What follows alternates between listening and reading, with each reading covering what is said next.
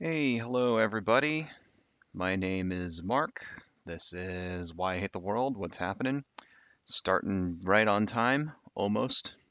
About 3 minutes late.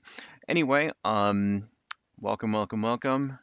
Today is January 29th, and we are going to be talking about what really happened on January 6th and the details of what we've learned since the capital city insurrection and coup attempt, because that's what it was. It was a coup attempt. It was a Hey, Kungadori, how you doing, man? Thanks for joining.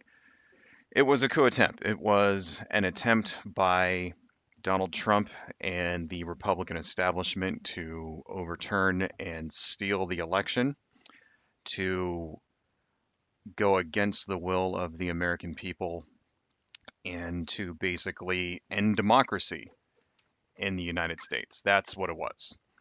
Um, let's make no mistake about that. Let's get that right out immediately, right out of the gate, because it's been a year, and the Republican establishment has kind of gone into overdrive into trying to gaslight the American people into trying to turn this into something that it wasn't. And this is why it's important for us to push back and to, never forget what actually happened and what these people tried to do. Right. So, let's start here before we get going. This is our hideous looking demon person that we're continuing with. I'm thinking we might need to remove some of this detail actually. Might be a little too detailed. I don't know. Maybe it looks just a little too busy because I'm thinking I want to color this too. And so maybe I might go through here and remove some of these little squiggly lines. Maybe just a little bit, not too much. Because this is kind of my thing. I kind of like it when it's all weird and noodly and veiny. But maybe we might simplify it a little bit before we actually add some colors to it. But anyhow, continuing on here. So, how many of you guys out there have ever heard of Samuel J. Tilden? Right? Probably not very many because this is not a thing that they teach us in history class in the United States, very much at all, right? He was the Democratic opponent to Rutherford B. Hayes, right, who was the 19th president who served from 1877 to 1881. So Ruther B. Hayes ran against this guy, Samuel J. Tilden, right? And this was shortly after the Civil War, so Reconstruction was still going, right? Um, and Ruther B. Hayes actually was a very staunch abolitionist, right? And he was credited with basically ending Reconstruction. He pulled back all of the troops out of the South and kind of just that's sort of like when they stopped trying to get rid of institutional racism in the South after the Civil War, right? But his election, Ruther B. Hayes, was very contentious. I mean, as you can imagine, the tensions were still high. There were troops in the South for Reconstruction. Was still like occupied, and this is like 10 years after the Civil War, right? You had these sort of like, you know, neo-Confederate groups running around there. Well, I guess at the time they were just Confederate groups. They weren't neo-Confederate groups. This is when the KKK was a big thing in the South and they were lynching people, but they weren't the only ones. There was the League of the South and a bunch of other groups like that who would, routinely engage in violence. I actually did an entire stream about that a few months back. Maybe I'll put it down in the thingamajig after this stream finishes. It's interesting to know that, back then it's like the Civil War just didn't stop. There was actually violence that continued for several years afterwards, right? Lynchings and stuff like that, and politicians and stuff being murdered, that kind of thing. So what happened was that Ruther B. Hayes actually lost the popular vote, and if everything would have gone according to how the law was written, would also have lost the electoral college, and we would have had a Democrat. Samuel J. Tilden would have been the 19th president. So remember at that time that the Democrats were the conservative party. They were the bad guys. They were the ones who were in support of slavery at that point. You know, and there's been the Republicans were the progressive party. They were the anti-slavery people. And there's been a kind of an ideological shift since then, which happened roughly in response to the civil rights movement in the 1960s. But that's a stream for another time, right? Subject for another stream. Um, but anyway, so yeah, that's kind of what happened. And due to circumstances, right, what happened was that um, essentially the Republicans stole the election, right? And the way they did it in 1877 is that there were three states that added up to at that time to 20 electoral votes, right? Essentially, which were contested. And in these states, the three states that it was Florida, Louisiana, and South Carolina. Those three states sent alternate electors into the electoral college. So you had one group of people saying, from the Republican side, and who said they were the legit electors, and then another group from the Democratic side, right? And so it was like contested, who won, because there was like, reports of fraud and shit like that, right? Sounds a little familiar, don't it? So what they did is they set up a commission, right, in order to basically determine who was going to be president. And this was a commission with 15 people on it, and it was five senators, five House representatives, and then um, excuse me, five members of the Supreme Court, right? And on this commission, of those 15 people, seven were Democrats, seven were Republicans, and then the last one was considered an independent, right? And it just so happened that there was some finagling and stuff, and circumstances worked out to where they ended up with one extra Republican rather than a Democrat on this commission. So the Republicans basically voted to give the extra 20 disputed electoral votes to um, Ruther B. Hayes. Ruther B. Hayes becomes president, right? And there's lots of speculation that there was wheeling and dealing going on there too. And the deal was that he gets to be president if he pledged to end Reconstruction, right? But that doesn't change the fact. And even though at the time, the Republicans were the progressive party, they were the anti slavery party, et cetera, et cetera, that doesn't change the fact that he did not get the most votes. He lost not only the popular vote, but also the electoral college. And so this is an example as to when a point in our history when an actual president who got the least amount of votes in both ways that we count an election, you know, became the president, right? So, nice little history lesson, but why is this relevant? I mean, this happened 100 years ago.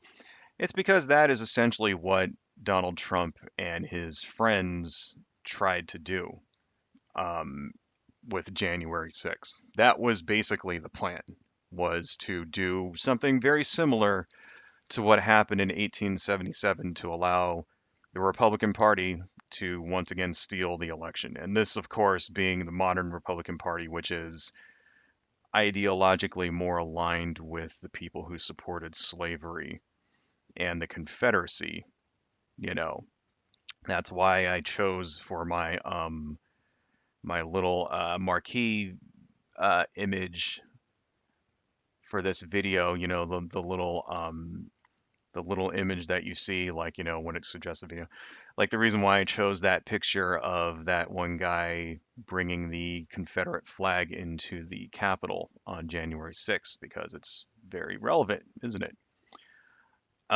So there was kind of a multi-step plan, right? And in order to steal the election, right? It wasn't just have a bunch of crazy people show up on the 6th and try to kill senators and Mike Pence, and then that'll somehow make Trump the president. That really wasn't it. It was actually pretty elaborate, and probably would have worked if not for a couple of things that we'll get into, right? Now keep in mind that even before the 2020 election, like in the months running up, Donald Trump was already claiming that it was going to be rigged. He was already claiming that there was all sorts of like there's going to be people cheating and the votes coming in from China, blah blah blah blah blah, all of this stuff because he was an incredibly shitty president and he had very bad poll numbers. His poll numbers never broke 42 for the entire time that he was president. Even like right after he becomes, usually like right after somebody becomes president, their poll numbers will be a little bit higher. Like you're seeing that now, even with like, and then it'll go down a little bit. Like, the same thing happened with Obama. The same thing happened with, Bush, right? Usually when you first start, and even right now with Biden, they first start, their poll numbers will be a little bit higher right around the election because people just voted for him and he just won the election. And that's usually when presidents are most popular. And then it starts going down once the reality sits in that, oh, he's just another president, right? Shit's not really going to change that much. And that's kind of what you're seeing now with Biden, for example. His poll numbers are now in the low 40s because of all of the problems that our country has. And the honeymoon period is worn off, right? Trump never had that honeymoon period. Ever since day one, his poll numbers hovered at 40 and they would go up to 42 and then they would go down to 37 and he was within that 5 point range for the vast majority of his presidency. And the reason why is because people didn't like him. They didn't like him when he got, you know, when he got elected because I mean, remember he got the least amount of votes. He lost the popular vote, right? you know. So that means most people didn't vote for his ass. Most people didn't like him. And it was just through some like arcane fluke in our backwards ass fucking 19th century like electoral college system that allowed his ass to become president in the first place, right? So he kind of knew that he was screwed. And then, of course, he, like, after 4 years of ridiculous shenanigans and all of the stupid shit that he screwed up, he blew up the Iran deal and started a fucking like trade war and his incredibly awful response to COVID, et cetera, et cetera. All of that stuff, just showed like cemented in people's minds like, yeah, this guy's a fucking loser. And it was pretty obvious just months before the election that he was gonna fucking lose. Right? It was obvious as hell. Um, lots of I mean, we could talk about that some more, but we'll save that for another stream. Hopefully, he won't ever run again. But somehow I think that we will end up talking about him as the president. Hopefully not. Anyway, so even before all of this stuff, he was leading up, he was laying the groundwork as to how it was going to be stolen and blah, blah, blah, blah, blah. And if you guys remember, right, he even did this back in 2016. He straight up told people that, he would only accept the election results if he won. And as a matter of fact, I've got the actual quote here for you guys. Let me just turn on my laptop window and let's make this a little smaller so the YouTube bots don't murder me. This is Donald Trump in 2016 talking about the election in 2016. Ladies and gentlemen, I want to make a major announcement today. I would like to promise and pledge to all of my voters and supporters and to all of the people of the United States that I will totally accept the results of this great and historic presidential election if I win,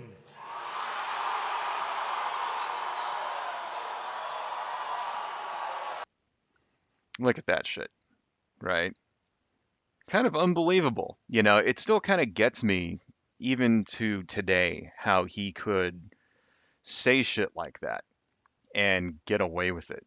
You know what I mean? Like how he could just like say the most ridiculous fucking like blatantly anti like democratic shit. And I mean like democracy democratic, with a large D, right? How he could say shit like that and then you saw the crowd, you saw the people cheering him on.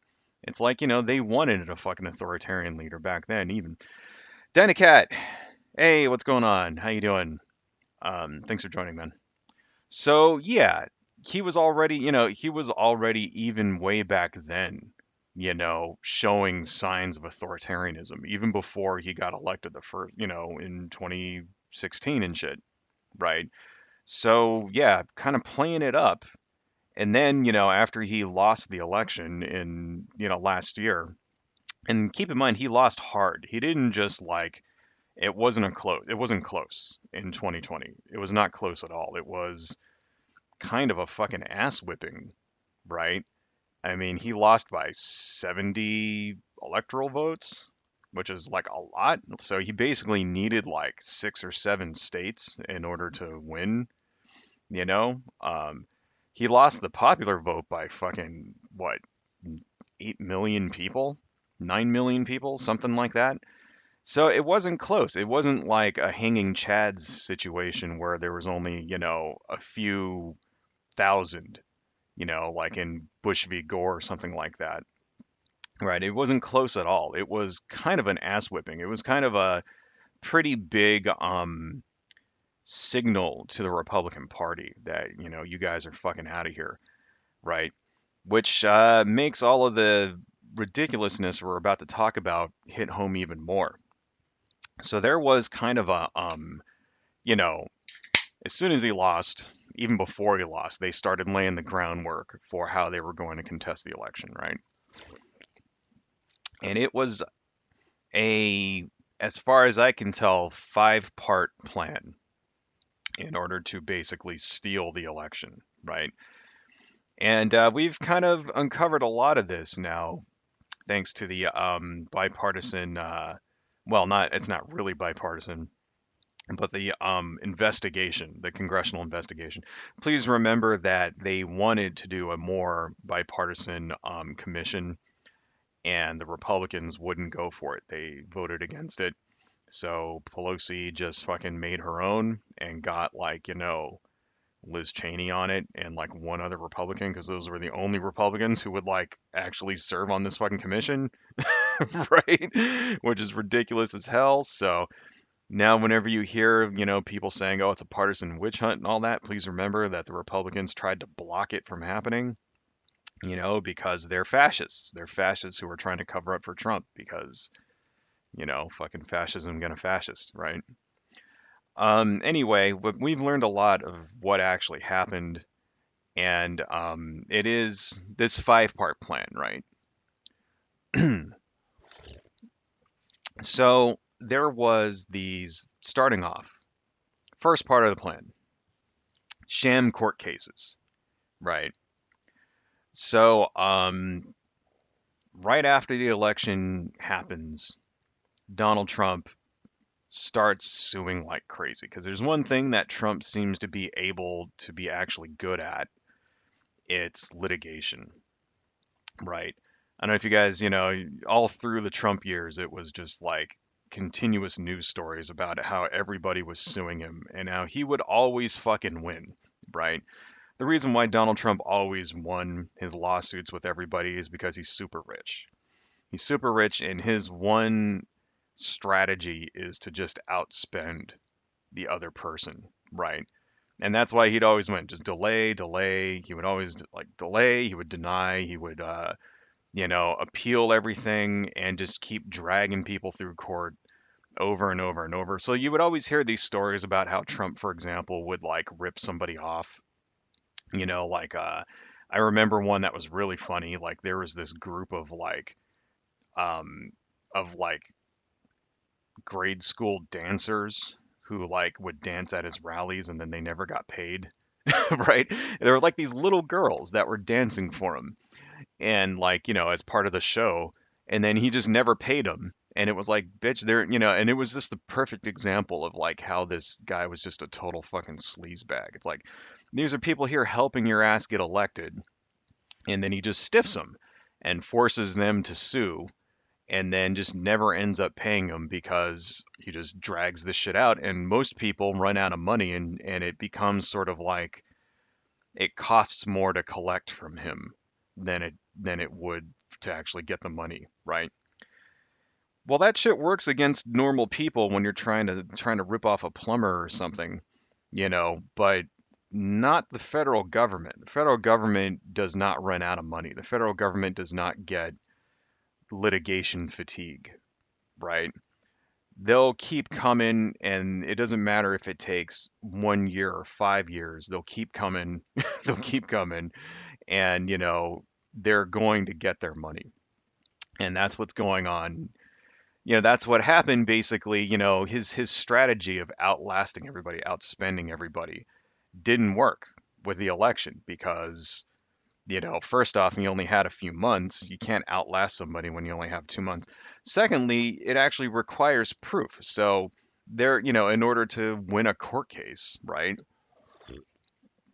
you actually have to have some proof that, egregious harm has been done to you, right? He didn't have any because he lost the fucking election fair and square because he's a goddamn loser and people don't like him. But anyway, um, so there were 63 lawsuits that were essentially just frivolous bullshit lawsuits, right? And he lost every single one of them.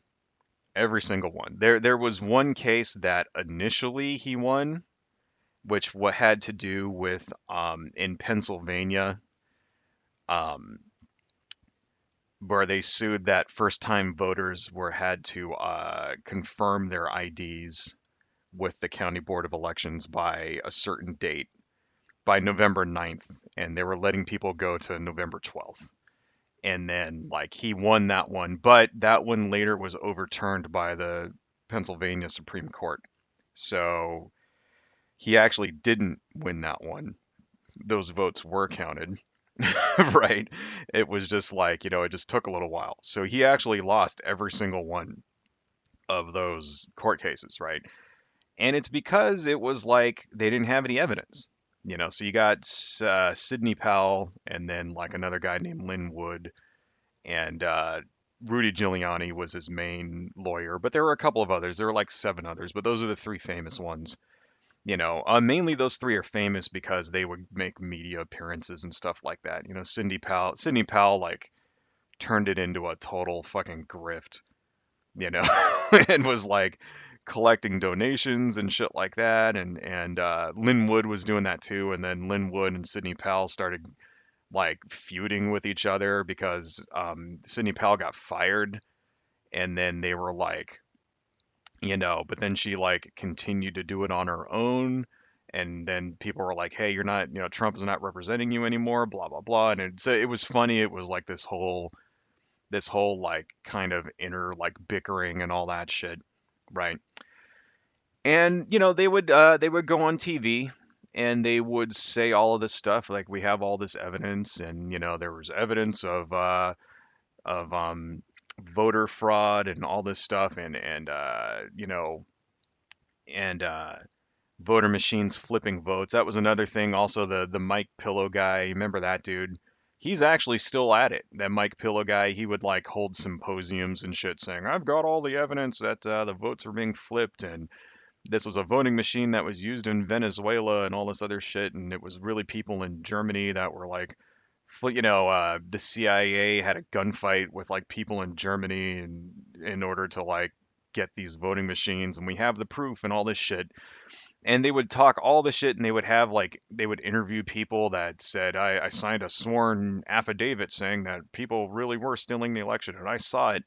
And then when it would go to the when it would actually go to the court, and they would have to pull up the evidence of all this crap they were saying on TV all the time, right?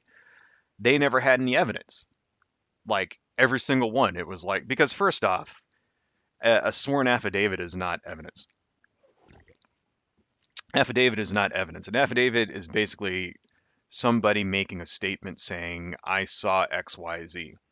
But that's not evidence that you can use in court to like prove anything. You have to actually have some physical evidence. And the thing is, if this actually were happening, there would be evidence, right? You could actually, if a voting machine actually did have software on it that you could prove flipped votes, then you should be able to subpoena the makers of that, voting machine, and you should be able to get like an expert witness to demonstrate to the court, well, here's in the code where it flips, blah blah blah, and here's the, here's the network traffic and all that shit. And they would claim these things, and it was like, yeah, they would say that stuff like voting machines were flipping votes, and then it would turn out that the voting machines were like not even attached to the internet. Right? So they couldn't be hacked to flip votes, like, because it was not physically possible. They would claim all kinds of shit, and they would just have no evidence at all. And that's why every single one of them failed. Um, but it didn't take long for the conservative, Fox Newses and the OANs and the One America networks and shit to latch onto this and just start spouting these conspiracy theories over and over and over every single night, and it got pretty bad. There was a case called Sharpiegate, which was a really good example of one of these ridiculous, frivolous lawsuits that just went nowhere and had no basis in fucking reality, right? And what Sharpiegate was in Arizona, and the Trump people were trying to throw out election results in a certain county because there was a conspiracy theory that ballots were being thrown out, that because the people who voted with them were using a certain kind of marker, and this marker was bleeding through the ballot, and that was causing the ballots to get thrown out. And they wanted, so the conspiracy theory was that the election workers were specifically giving Trump supporters markers so that their ballots would get thrown out on purpose. That was a conspiracy theory, like somehow, George Soros or some shit had like went in there and like gave these people a bunch of markers, right? And first off, it's ridiculous. It's like, well, first, how can you tell someone's gonna vote for Trump? What? Because they're white? No. When you're not allowed to do things like wear Trump hats and shit like that when you go vote. You're not allowed to do that. I mean, there's like within reason. You're not allowed to advertise for a particular candidate. I think that's the law in like every state. You have to be within like you have to stand a certain distance away from a polling place if you're going to, stump for a particular candidate, right? Pretty sure. I mean, you might be able to go in wearing a MAGA hat or something, but um, still, it's like, how would they know you're going to vote for Trump? Number one, like, what do they like have like the super secret info on people? They can just see them like, here comes a Trump voter. I can read his mind. Like, it's bullshit. That's the first thing. Secondly, it wasn't true. The votes were not being thrown out. There was no, it was a conspiracy theory. There was no proof that people's votes were being tossed because of markers that bled through to the other side. So there was just no proof of that at all, right? Because, these elections are actually pretty tight. Even though like the systems, the electoral, systems in the United States are all different in every state, blah, blah, blah, blah, blah, blah, blah, right? Usually, though, they're pretty tight. Usually they have rules that get, enforced because there's consequences, because these are laws. And if you get caught breaking the law, you'll go to jail. There's people, if somebody votes twice, they'll find your ass and you'll go to fucking prison for that. If you get caught monkeying with the votes, you can go to prison for that. So it's pretty usually, hard. It's usually very rare to find this type of voter fraud. Most of the time when we're talking about voter fraud, it has to do with systemic stuff like that's done legally, vote suppression, right? That kind of thing, like where they go and they'll remove like, drop boxes in a certain county or something like that because that one will vote a certain way, that kind of shit. That's usually what happens, and all of that is usually done legally through court orders and shit like that. It's never really like a clandestine thing where people are showing up and ripping off drop off boxes in the middle of the night or something.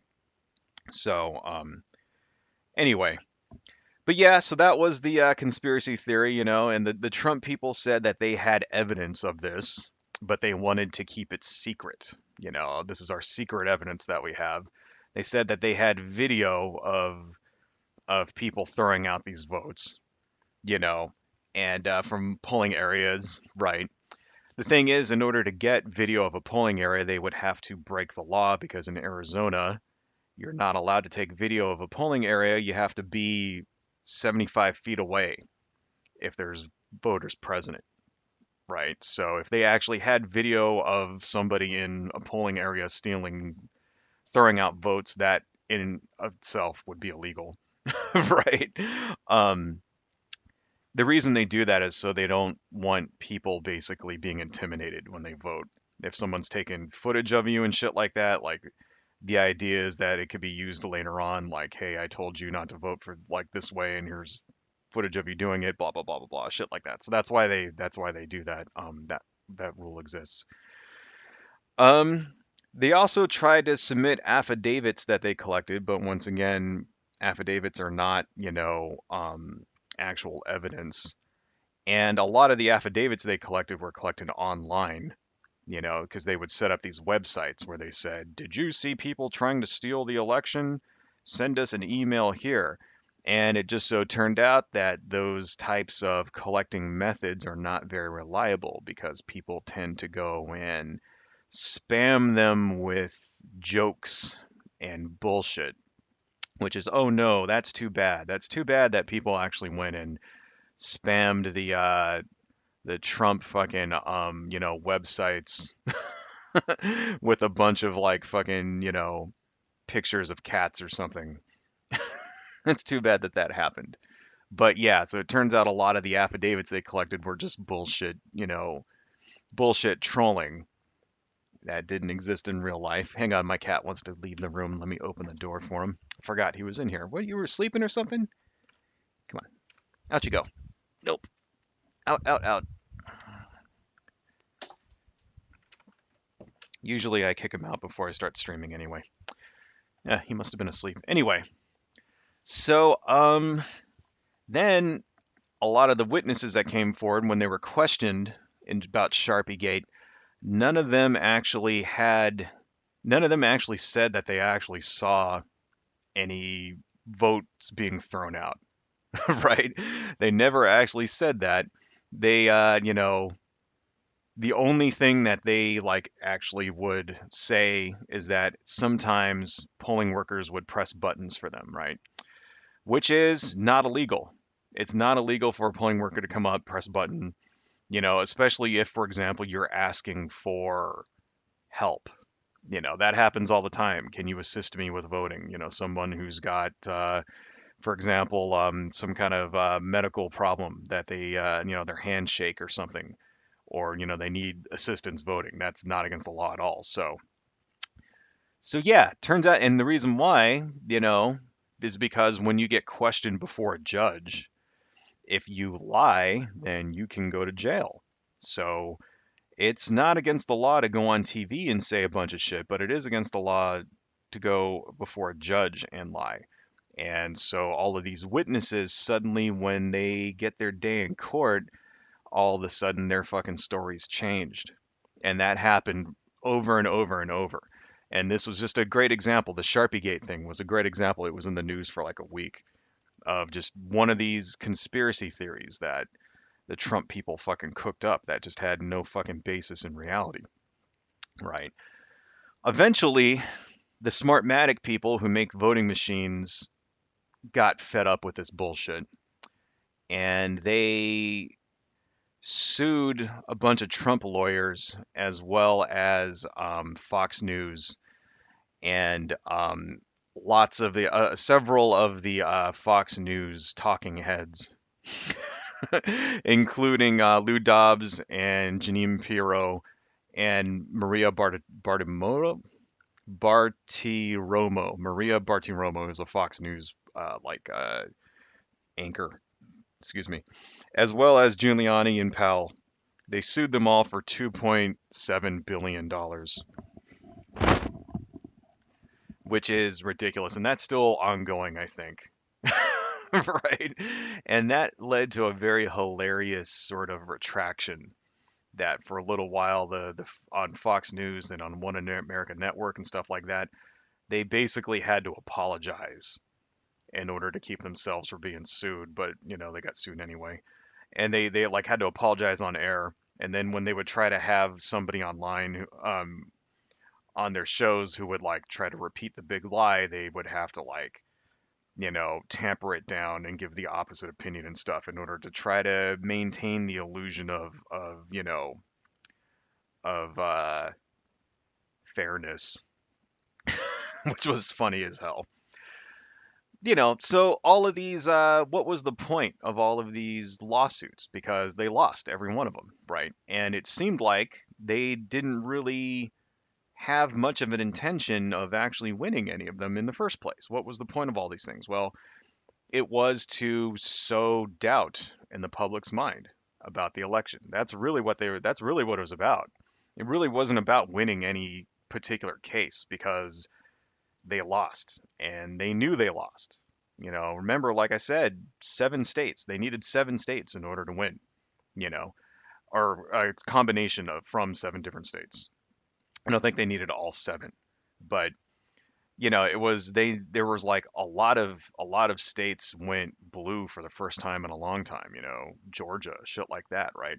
They lost the popular vote by fucking 8 million. They got creamed and they knew it. So the point of the lawsuits was to create a right-wing narrative that the election was stolen, you know, that the election was not trustworthy, that the results were not trustworthy, and it doesn't matter who it was, if it was the Chinese or the Venezuelans or if it was fucking George Soros or Antifa stealing the election, whatever, just in order to get people to fucking believe that there was some factual basis to the election being stolen, right? And that was kind of also, the second part was the recounts, the fake recounts that we saw in all these different states, right? Um, and there were in a lot of states. Basically, most of the states that they needed in order to win, they had recounts, right? Georgia, Arizona, Wisconsin, Idaho, Pennsylvania, Michigan, Nevada, North Carolina. They even did a recount in Texas, which is like fucking Donald Trump won Texas, but they did a recount there anyway, right? And the thing about it is that each one of these recounts, they, all reaffirmed the fact that Joe Biden won. Every single one of them. There was months, and keep in mind, recounts are not cheap, right? They can cost millions of dollars in order to do it because you have to hire people, you have to like pay them, you know, um, for their time. You have to rent machines. You don't actually own these machines. When you pull out a recount, voter machine or some shit like that, you have to pay for that and the power, and you have to like pay for a facility to do it, and it can add up really fast. So it was like, the Republicans were just pulling these recounts, and it was like every single one of them just reaffirmed the fact that this election not only was it fair, but that Biden usually won by large margins. Most of them, when they would find a different result, it would be very small, right? Um, a few in Georgia found like a couple of hundred votes for Trump, and it just wasn't enough because he needed something like 100,000 votes in order to win. Didn't happen. In Arizona, the very famous Cyber Ninja recount that went on for months and months and months and was a fiasco in and of itself. Which is the Cyber Ninja thing was hilarious to read, by the way. If you ever want to laugh at Donald Trump some, read about Cyber Ninjas. Basically, the Cyber Ninja thing found 360 more votes for Biden when it was all said and done. And remember, those were the guys that, they were supposed to like uncover the actual truth. They couldn't believe that Arizona went blue, because Arizona is usually a pretty safe red state. I mean, that was like, wasn't Arizona like that's where fucking, um, the Maverick, right? What's his name? John McCain was from. Wasn't he from Arizona? Right. And they're like, pretty like famously red for, the last, 6 or 7 elections, and then they went blue. But the thing about in Arizona, I think what it was is that both of the senators were red. So it's like, how come Trump was like, lost in that state, but then they like, the Republicans won on the rest of the ticket. And that's why everybody thought it was like, I think that's what it was. I could be mistaken there. And that's why they're like, oh, it's all fraud. It was stolen. But it's like, no, it just shows how much people didn't like Donald Trump, that they would vote for a Republican senator, but not vote for the Republican as the president. You know, that means people who were Republicans didn't like Donald Trump and would rather have a Democrat as the president, right? That's an indictment about how shitty of a president you were when your own fucking voters are doing that to you, right? So maybe that's why Arizona was such a big fucking deal. And they had like 2 recounts in Arizona or something like that, and that was funny. And it was just hilarious. It's like, oh, after all of this stuff, and turns out Biden had even more votes, and then there were people like basically the Cyber Ninjas company shut down and is like rebranding itself because they kept getting like death threats and stuff because basically they were reporting the truth, you know? I mean, what do you want them to do, folks? You want them to lie? I mean, Dynacat, what's going on? How you doing? Thanks for joining. Uh, let's see. It's not clear that Wood or Pell were ever hired. Really? Oh, wow. I'm surprised. Wait, so they were just like grifters to begin with? I think I read some things about Powell being in the White House and like strategizing with Trump. So I don't know if maybe if she was never actually like his lawyer specifically in any given case, but I know that she was at least like getting FaceTime with him, you know. I'll have to read about that. That's fun. That would be crazy if they never actually like hired Lynn Wood or Sidney Powell to actually be their lawyers in any capacity. Then that's like even more ridiculously like fucking grifty of them, you know. Um. Anyway, yeah, and even Texas had a recount. And remember, Donald Trump won Texas. This is a state that, I mean, Texas is still very much red. We always talk about hopefully maybe it's a purple state or maybe it'll go blue and maybe eventually it will, but not in this last election. In this last election, it went to Trump by like 5 points or some shit like that, So there was like no question at all about the Texas voter, results. So why did they bother to have a fucking recount there in the first place? I think it was mainly because the attorney general there, his name is Ken Paxton, and he wants to run for Congress, and so he probably did the recount as a way of getting some like brownie points so that he can he's running against Louis Gohmert for House of Representatives, trying to primary Louis Gohmert, which I hope he does because fuck Louis Gohmert. Although Louis Gohmert's like kind of insane, and although it might be better to have an insane person than a fucking fascist in the House of Representatives, but we'll see. I don't know. It's like kind of both of those people deserve to lose. I'm hoping the Democrat running against them wins, and maybe if they try to out crazy each other, it'll turn enough people off. That people won't vote for him. But I don't know. It's Texas, so probably won't happen. Anyway, Yeah, so that was part of the plan. That the fake recounts along with the fucking 63 different lawsuits, it was all about actually just sowing doubt in the public's mind. It wasn't actually about winning anything. It wasn't actually like the recounts weren't about actually about winning any states. They knew they lost the states. They did it anyway. So that way, the reason why, then they can go on the news and point to the recount and say, hey, this state is being contested. There's a recount. You know, oh, well, if the election was so on the up and up and there wasn't any fraud, how come there's been recounts in 7 states? It's basically just trying to manufacture the controversy, is what it is. And Republicans do this shit all the time.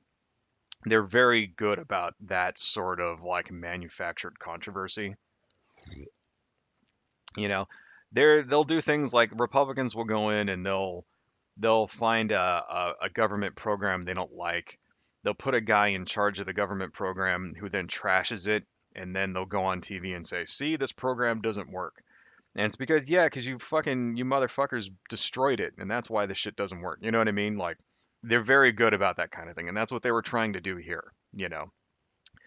Um, anyway, so it worked. That's the thing about it, right? The this effort to sow doubt into the American discourse about the election, it worked. I mean, as far as the Republicans went, the Republican base went, it worked because even as of last month, right, 33 of Americans, 33% of Americans think that the election was stolen, right? That's like overall a third. A third of all the people in the country as of December of 2021, so roughly a month ago, right? One third, all the people in the country think the election was stolen. I mean, now, of course, that third of the country is Trump's base. That roughly, 33% of Americans roughly translates into that 42% of people that were giving Trump a positive, presidential polling rating. That's the base. That's the unshakable base that he could literally go out and rape a baby on live TV and they would be like fine with it. They'd make up some excuse, right, for him doing that. Those are the people. So, but still, if you just go just Republicans in general, 71% of all Republicans think that the election was stolen. 71%. That's a fucking lot. That's more than the people who thought that 2000 was stolen from Al Gore on the Democratic side, right? That never really got past, I think it was something like 30% of Democrats thought the election was stolen. I don't know. I have to look that up. I might be wrong about that. I know it wasn't fucking 71% of Democrats thought that 2000 was stolen. No, right? By the way, 2000 actually was stolen, but we can talk about that another time. That's an example of an election that actually was unfairly awarded to the guy who, if that recount in Florida would have kept going, Al Gore would have been president, but we can talk about that later. You know, 68% of Republicans have said that they will refuse to vote for anybody who doesn't acknowledge that the 2020 election was stolen. So, not only do they think it was stolen, they will not vote for a candidate who doesn't echo this view, right? That's a result of this propaganda is basically what it is. It worked. It worked. I mean, it worked on the Trump base, but that's enough. That translates to like 100 million people, you know. 33% of Americans, that's a shitload of people. Whether you believe it, they're right or they're wrong, doesn't really matter. What matters is the fact that they believe it, and that's enough to fucking like, that's a political base right there. That's enough to win elections. That's enough to take over a country. 100 million people, more than enough. All right. So that's kind of the groundwork. laying the groundwork for what was to come, right? The next step in the plot to steal the election comes with the fake electors that we saw. So this is a story that kind of broke recently, right? And I think it was actually it was on Rachel Maddow, and she wasn't the one that actually did the investigations, of course, because she's just a commentator. But she's kind of popularized this story, right? And what happened is that okay, way back in December of let me open this up. I've got an article here for you guys. Okay. Hang on, let me just set it up here because it's gonna make me like do all of this bullshit. I gotta turn off my um freaking ad stuff and turn off all the stupid videos and everything. Oh god damn it. God damn it, I hate you people. Okay. Let me close that. See, this is why like, people use ad blockers because if you don't have an ad blocker, there's 50 billion ads everywhere. But then if you try to like go to a news site with an ad blocker on, they don't let you read it unless you turn off the ad blocker. It's like, God damn it. Anyway, here is an article. Let me put this down in the chat for you guys if you want to read it for yourselves later. This is from the Arizona Central, right? Let's turn that on. Let's make this a little bigger so you guys can read it. Arizona Central, right? Fake electors try to deliver Arizona's 11 votes for Trump. Okay, so here we go, blah, blah, blah. Long story short, let's just read a little bit of this for you guys. There was a part that I wanted to share with you, right? So this is on December 14th of 2020. So roughly a month after the election, right? Okay. In another sign of the lingering unrest over President Donald Trump's election loss, an Arizona group sent the National Archives in Washington, D.C. notarized documents last week intended to deliver wrongly the state's 11 electoral votes for him. All right. Copies of the documents obtained by the Arizona Republic show a group that claimed to represent the sovereign citizens of the great state of Arizona submitted signed papers casting votes for what they want a second term for Trump and Vice President Mike Pence. Mesa resident Lori Osiki, who knows, 62, helped create a facility, god damn it, I can never pronounce that word, you know. Um, anyway, an imitation of the certificate of imitation of the certificate of ascertainment that is submitted to formally cast each state's electoral votes as part of an effort to prevent what she views as the fundamental theft of the election. We seated before the electors there. We already turned it in. We beat them to the game, she said. Right. And then one more paragraph before we end this. Osiki said that she and others associated with a group called Arizona Protect the Vote have attended the post-election rallies protesting the results, including the day-long meeting in Phoenix that included Trump Attorney General Rudy Giuliani.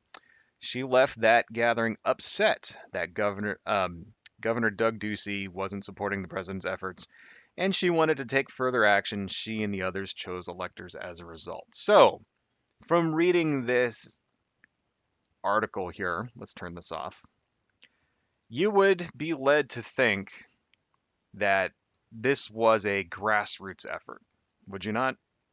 Because that's just what it said. It said that this woman was angry that the governor wasn't supporting Trump. And so her and her group called Arizona Protect the Vote took it upon themselves to become the electors and submit a phony baloney slate of electors to Congress. That's what the article says, right? Turns out that is not actually what was really going on there, right?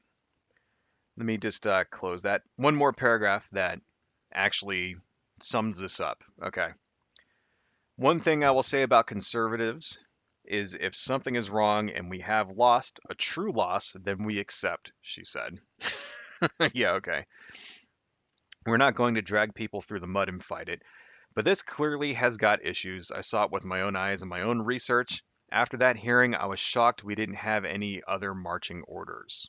So she was shocked that they weren't going to fight, and she decided to take it upon herself in order and her group of friends to go try to steal the election on Trump's behalf by submitting fake electors, right?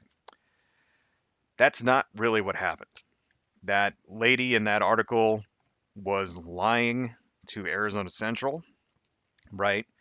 It was not a grassroots effort. It was an organized effort, organized by the Trump campaign and was basically run by Rudy Giuliani. And what it was is that there were multiple groups of fake electors from 7 different states, right? Turns out it wasn't just, oh, hang on, I lost my place here.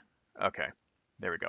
It wasn't just a grassroots effort by concerned Republicans who were mad that nobody was doing anything, right? It was actually organized by the Trump campaign and run by Rudy Giuliani. There were fake electors that came from not just Arizona, but also Wisconsin, Pennsylvania, Michigan, Georgia, Nevada, and New Mexico, right? All states that if Trump got, a combination of these, he would have won the election, right? And that was the point. It was to basically, basically do the exact same thing that happened in 1877 so that they could say, these were these states are contested, right? You notice a lot of those states also had recounts as well, Arizona, Michigan, Georgia, right? And that was the idea. The idea was going so that we could send some fake electors, right? And when it came time to certify the election, then they could be like, well, hey, this state is being contested. There are alternate electors that have been sent, right? There's recounts, ongoing recounts in this state, right? We have allegations of fraud because we have all of these court cases and shit. And then that would allow Mike Pence to do the exact same thing and be like, well, I'm not going to certify. That was the entire point of the fake electors. And it was organized by the Trump campaign, right? Some news about this. So just yesterday, the January 6th commission sent out subpoenas for 14 people involved in this phony baloney elector plot, right? To the actual people, because some of these states, some of the electors actually said they wrote down in their you know paperwork that we will. They said specifically, we will be the electors if it turns out that the election is contested, right? So they didn't claim to be the actual real electors, but a few of them actually did say, hey, we are the actual real electors, and you should use us and not the people that the Democrats sent, right? Turns out that's illegal in some of these states, like Georgia, for example. That's illegal. And these people could be facing some jail time. And I hope they fucking do. I hope they go to prison, right? I hope this lady from Arizona that, Lori Oseki, right? I hope she spends her twilight years behind bars because she tried to fucking like destroy democracy. So fuck her, you know. Sorry, we need to hold people like this accountable, or else they're just gonna do it again and again and again. And time to start throwing some fucking people. I mean, we have jails for a reason. It's like, yeah, okay, jail sucks. They're inhumane. Blah blah blah blah blah. Right? Some people fucking deserve to be there. Right? These people deserve to be in goddamn prison as far as I'm concerned. They're traitors. Anyway, so, oh, okay, well, that's, you know, still, I don't know. I don't think that's going too far, calling them traitors. I mean, fuck, they'd call me a traitor. If I try to do that, like, imagine if this happened in 2000, right? Imagine if the Democrats in Florida, said, "Hey, this Florida, this state is being contested. We have a recount going, hanging chads and shit." And they just decided to send their own phony electors to Congress. And then at that time, Al Gore, who was, the vice president, said, "Yeah, I think we're just going to send this to the states. We're not going to, you know, certify this election. I mean, we have alternate electors from Florida." What do you think would have happened? What do you think would have happened if Al Gore tried to do that? Right. I mean, there'd probably be a fucking civil war if that's what happened. Right. So, everybody needs to remember, like, what, like, because we're already seeing out there just people belittling this stuff and trying to pretend that this isn't really what it happened and blah blah blah blah blah. And it wasn't really an insurrection. It wasn't really a riot. It was peaceful. Get the fuck out of here. No, it wasn't. You know. And it was a plot, a fucking coup attempt, and it just failed. It failed because Mike Pence actually has some integrity. That's why. Personally, I think Pence didn't want Donald Trump to be president again. I think Mike Pence actually despises Donald Trump. If I, but this is just my armchair psychology going on. So who even really knows? But kind of sounds like Pence just like realized that a few months into it, who he was actually working for was like the worst person ever, and didn't want Trump to be president again. If I had to guess, but I don't know. That's just my own speculation. Anyway, so yeah, this was, and remember, in all of these states where the fake electors came from, Biden won in all of these states by a very healthy margin. Like you said, Dynacat, yeah, in some of them, they came within 50,000 votes or something like that. That's true, but that's a healthy margin, 50,000 votes. It's like you're not going to find 50,000 votes in a recount. Not really. I mean, unless there was actual real fraud going on, but that kind of actual like voter fraud like that like is not really a thing. You know what I mean? Like they never do a recount and then suddenly find a box or something in a warehouse somewhere that didn't get counted and come up with an extra 50,000 votes. Like that usually never fucking happens. Usually recounts are like, like we saw, you know, a couple hundred or something. You know what I mean? So it's like, they're 50,000 is not close, like close is like 500. Close is like Florida in 2000 was within 500. That's pretty fucking close, but I don't know. Anyway, so yeah, that kind of set the stage. We're a little bit ahead of the game here as far as my prepared material, but that'll give us some time to elaborate some more. Um, that set the stage for what was called the next uh, part of the plan, which is what was called the Green Bay Sweep, right? And this is a term used by Peter Navarro to describe the actual plot in Congress to where the actual election would be stolen, right? And it comes from a football play from the Green Bay Packers, where basically a bunch of the guys form like a human wall or whatever in front of the you know quarterback, and they're able to like run the ball down the field or whatever behind this wall. It's like it refers to a play that is coming and there's nothing you can do to stop it. That's basically the Green Bay sweep, right? In fact, we can just let the man himself, um, let's see, open up. And Okay, looked at again. okay, let me pause that. Let me just go to, we can let the man himself, Peter Navarro, describe what the Green Bay sweep is, right? Let me just turn this on, turn on my laptop window. Let's make that a little smaller so YouTube doesn't kick me. So this is Peter Navarro here. He's this guy on the right, making the hand gesture, basically describing how he was going to help Trump steal the election. So let me just rewind this to right about here, and let's hear it from the horse's mouth. As you can tell, a man often in the news, Peter Navarro is our guest tonight, and his new book, In Trump Time, is out now. Thanks for being here.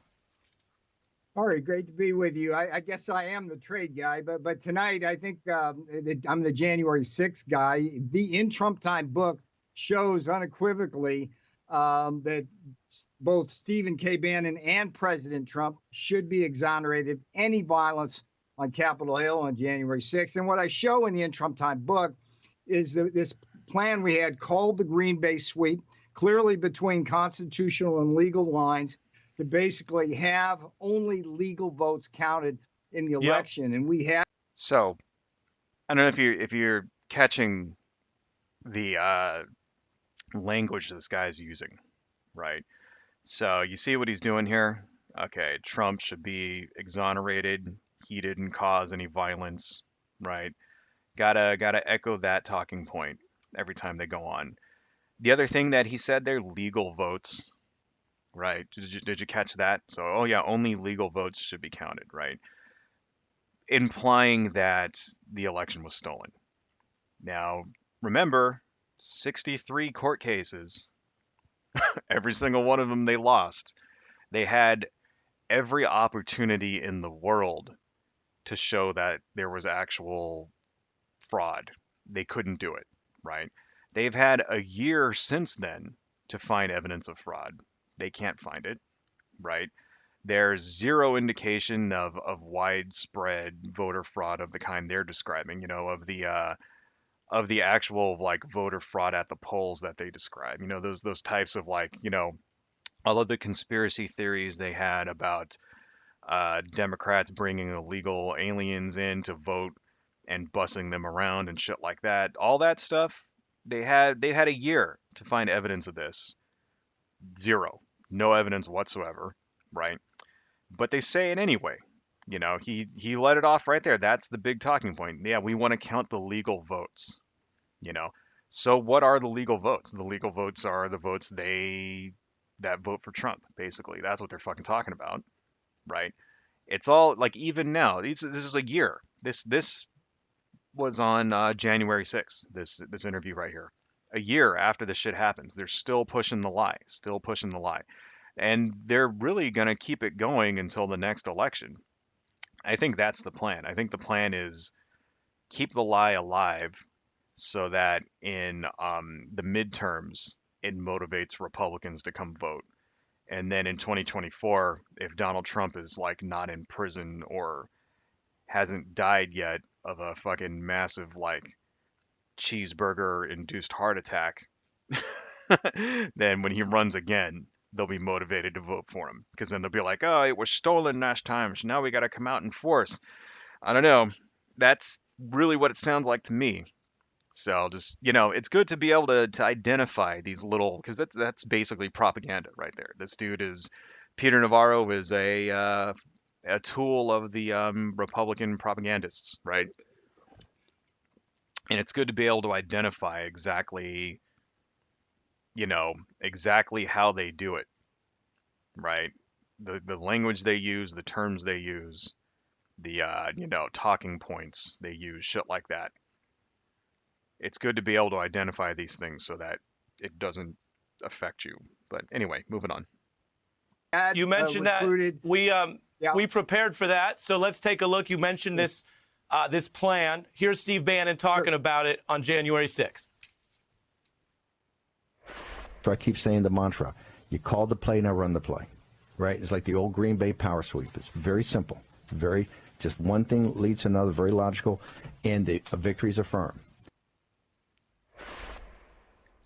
So please remember that Steve Bannon should be in prison right now. How do I get rid of this thing? Where did this come from? There we go. Steve Bannon was convicted of ripping people off over the Trump's wall thing. Basically went out, got a bunch of donations saying that he was going to build this wall that Donald Trump promised that Mexico was going to pay for and never did. And then, they got like $20 million and then he just fucking kept the money. Remember that. And then Donald Trump pardoned him. So his ass should be in prison already, right? And Steve Bannon is also facing prison time again because he ignored a subpoena from Congress to come testify. If the Department of Justice ever gets up off of their fucking ass and starts enforcing these subpoenas, Steve Bannon should be in prison again. It blows me away that his ass is not in prison right now. So keep that in mind. And that's basically Steve Bannon on his radio show where he's allowed, that he's still doing because he's been allowed to be free and not in jail where he belongs, talking about how they were going to steal the election. It's kind of like, they just come out and straight out say it. You know what I mean? And let's continue. Anyway. So go ahead and tell us in your own words, what was the plan and who was in on it besides you, Bannon, and Trump? Sure. The backstory is while I was in the administration after the election, beginning on Thanksgiving, I produced what would be an exhaustive 3-volume report. I went over tens of thousands of pages of documents and proved that the election was in all likelihood stolen through fraud and election irregularities. Yeah, that's all bullshit, by the way. He didn't prove anything. They had their chance to prove it, they couldn't. So, but this is his book, so that's the other thing. That's the other thing now. Like, a lot of these guys are now like trying to cash in on the grift. You know what I mean? Like, I proved that it was all. If he actually had the proof, he could have like gone to court and got some shit overturned. He doesn't have any proof. Just anyway, moving on. The background on January 6th. The Green Bay Sweep false. plan. That's false. But the question for the start of the interview. We'll yes, it is fine. But the question for the start of the interview is. I just want to make sure here that we're kind of going by rules of the road. The question is, and you'll get time to talk. You got to say that. And what I'm saying is that I don't have to say anything, sir. I'm asking you. The question is, what was the plan itself and who was in on it? Exactly. And I'm going to tell you that. The plan was simply this. We had over 100 congressmen and senators on Capitol Hill ready to implement the sweep. The sweep was simply that. We were going to challenge the results of the election in the 6 battleground states. They were Michigan, Pennsylvania, Georgia, Wisconsin, Nevada. And basically, these were the places where we believed that if the votes were sent back to those battleground states and looked at again, that there would be enough concern amongst the legislatures that most or all of those states would decertify the election. That would throw the election to the House of Representatives. And I would say to you here, Ari, that all of this, again, it was in the lanes legally. It was prescribed by the Constitution. There is a... So that, he just said it right there. Those were the states that had recounts already, right? Those states already had recounts, right? The margins were not very close in those states at all, and he just basically said the quiet part out loud. Yeah, we were going to, send these back and so they wouldn't be certified, right? And that way, basically, they were going to pull what happened to fucking like Samuel J. Tilden to, in this election. So then it goes to the House of Representatives and basically fucking Trump wins, right? It says it on national TV. Look at and that's the thing. Here's the audacity of this motherfucker. Like, he's on TV right now. Like, something like this should ruin his career. You know what I mean? Like, in a perfect world where people actually had integrity and like, sense and cared about democracy, this guy, Peter Navarro, this dude should never work again in politics, right? He should be like, he shouldn't be able to be like fucking to be able to get like elected fucking dog catcher.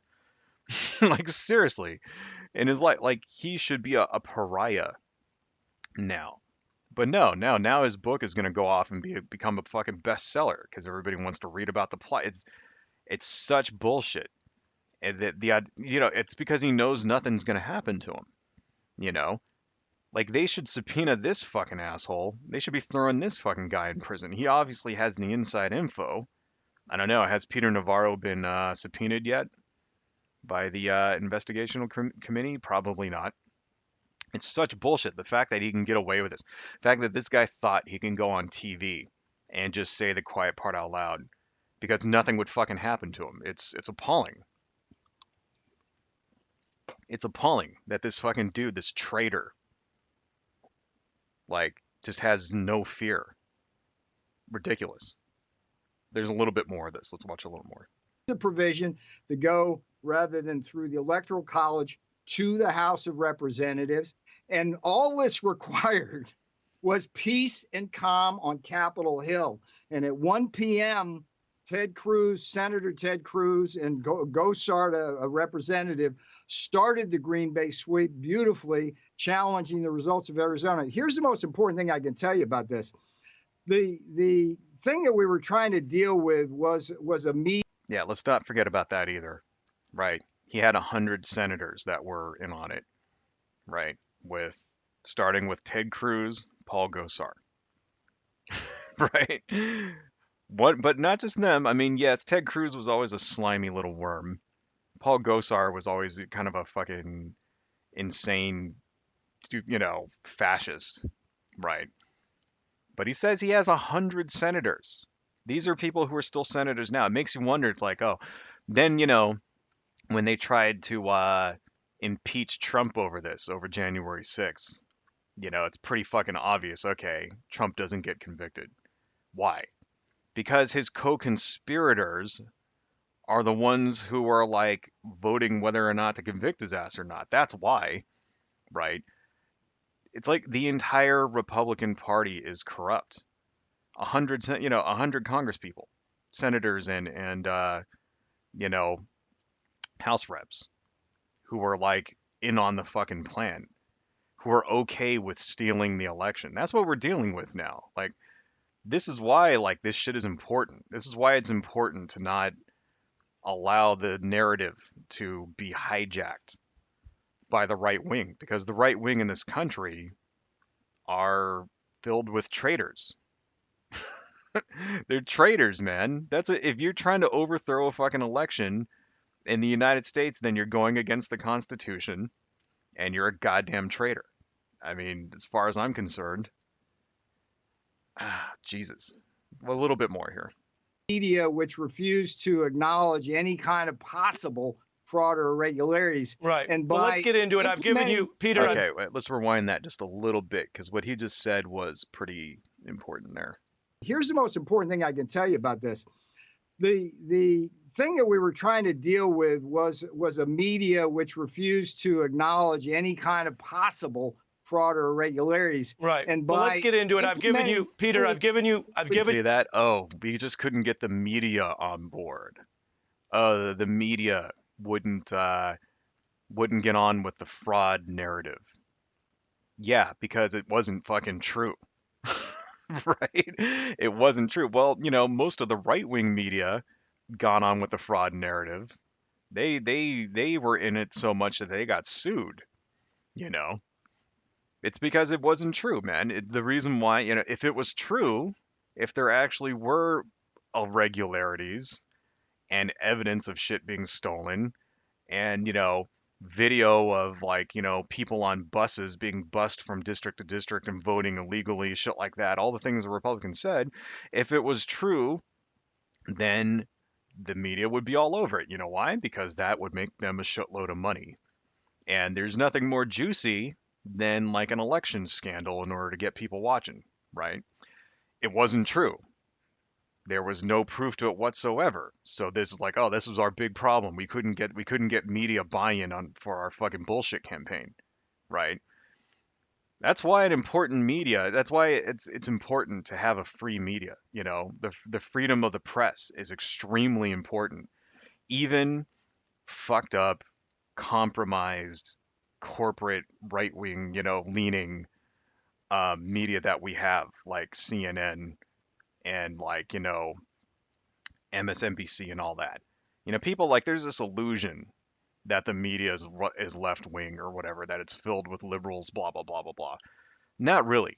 The media is filled with corporatists, is what it is, right? It's not so much the liberal media as it is the corporate media who, this is why they're always very pro things that are going to make corporations a shitload of money, like war. They're always pro that. They were anti when the 2008 housing crisis hit and people started protesting that. Right, and you had those people in, God, what the fuck was that movement called? Right. You had the people that were in the park in New York and all that shit. I my mind is pulling a blank, but protesting about the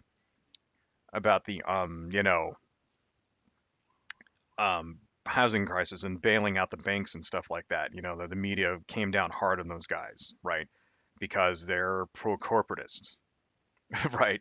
They're very much, this is why they're against the anti-work thing. Even the Fox people, the Fox News people, the Republican side, the conservative side, who usually would be siding with stuff like this. When it came to like, say, did you see that interview with the mod from Anti-Work from Reddit, and how they just completely humiliated this person and like, called her a fucking pedophile and shit like that, and like, because it's pro-corporate, because they don't like that narrative. The anti-work narrative is like an extremely bad thing for corporations making money, you know.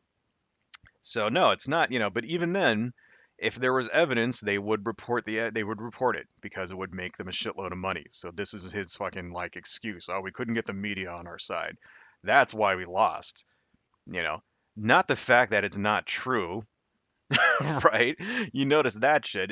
It wasn't the fact that there was actual evidence or that it was true or anything like that. It's that we couldn't get the narrative. God damn, this guy deserves to burn in hell. I don't know. I don't really believe. I'm not a religious person, at all. Right. I think if you watch my streams, you've probably picked up on that I'm very borderline atheist, although I'm not really an atheist. Right. But, I'm pretty close to one. But if there was a hell, this fucking guy deserves to go there. Put it that way. Anyway, a little bit more of this. Giving you some time here, and I think you've explained that, and I'm going to follow up here, and I want us to have a back and forth, but that involves both of us.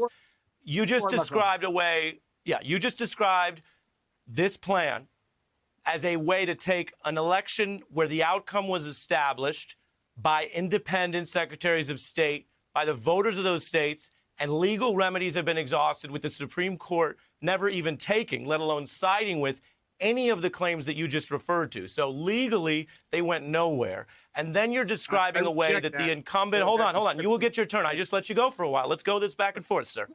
Then you will use the incumbent losing party's power, that was the Republican Party that was losing power, to overtake and reverse that outcome. Do you realize you are describing a coup? No, I totally. So that's what I wanted to get to this. And I'm very happy that this dude here actually said that on the air. I'm very happy that, what's this guy's name again? Ari Melbourne or whatever. I can't remember this dude's name. But I'm very, very happy that he challenged that. The host here challenged that, pushed back on that, didn't let this just go, and is confronting Peter Navarro here with the truth, because that was the actual truth, the truth that he's trying to overturn the election, trying to overturn a legitimate election. And of course, this goes on for a few more minutes. Peter Navarro, starts fucking pulling out a bunch of bullshit saying, no, it was contested, blah, blah, blah, blah, blah. Anyway, I'll put this down in the thing if you guys want to watch it. Let me just turn that off for now.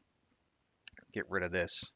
Right. It's a pretty interesting interview and just kind of shows how, slimy and desperate these fucking pieces of shit were. There's the link for you. Adversary Fandon, thanks for joining. Appreciate that.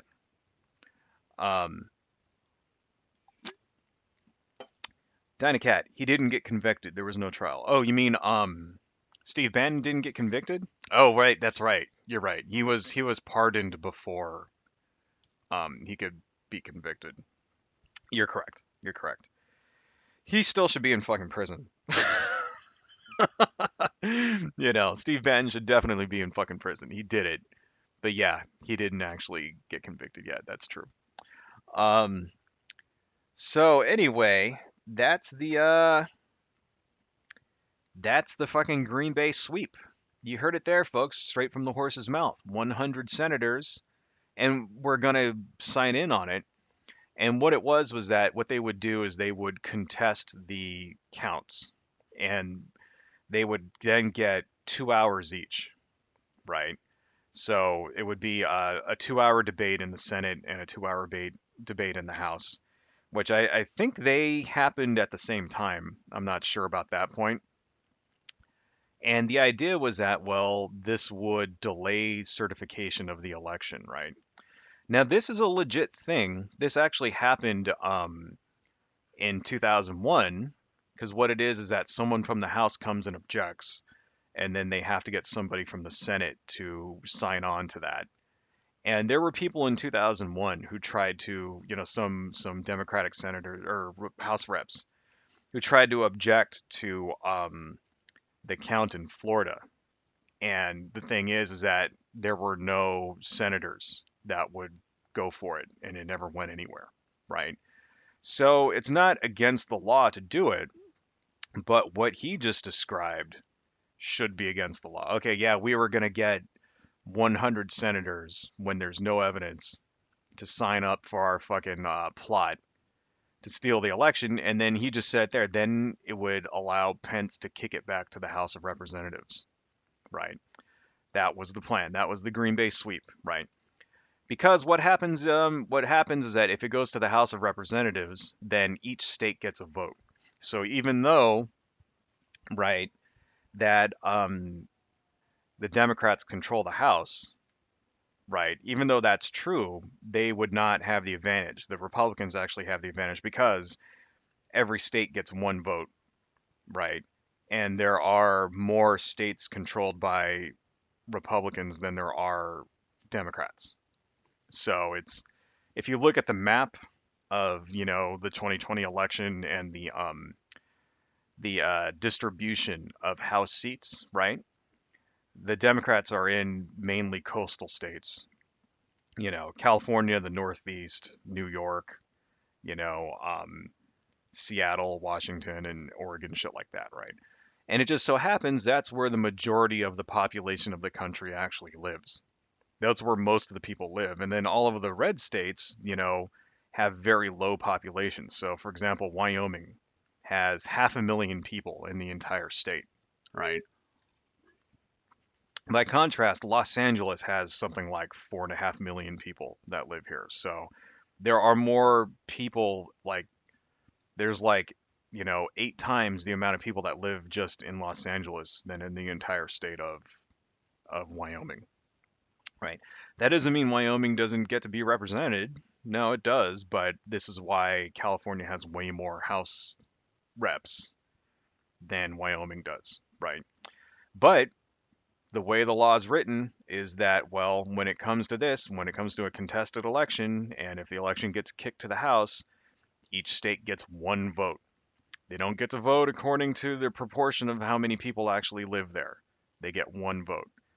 And the Republicans have more states. And that's what happened a variation of that is essentially what happened in 1877. I mean, we talked about the commission or whatever, right? But this was the plan. This was the plan was to, you know, give time, right? So why did they need to delay, right? The reason why they needed to delay was because Mike Pence wasn't on board with it.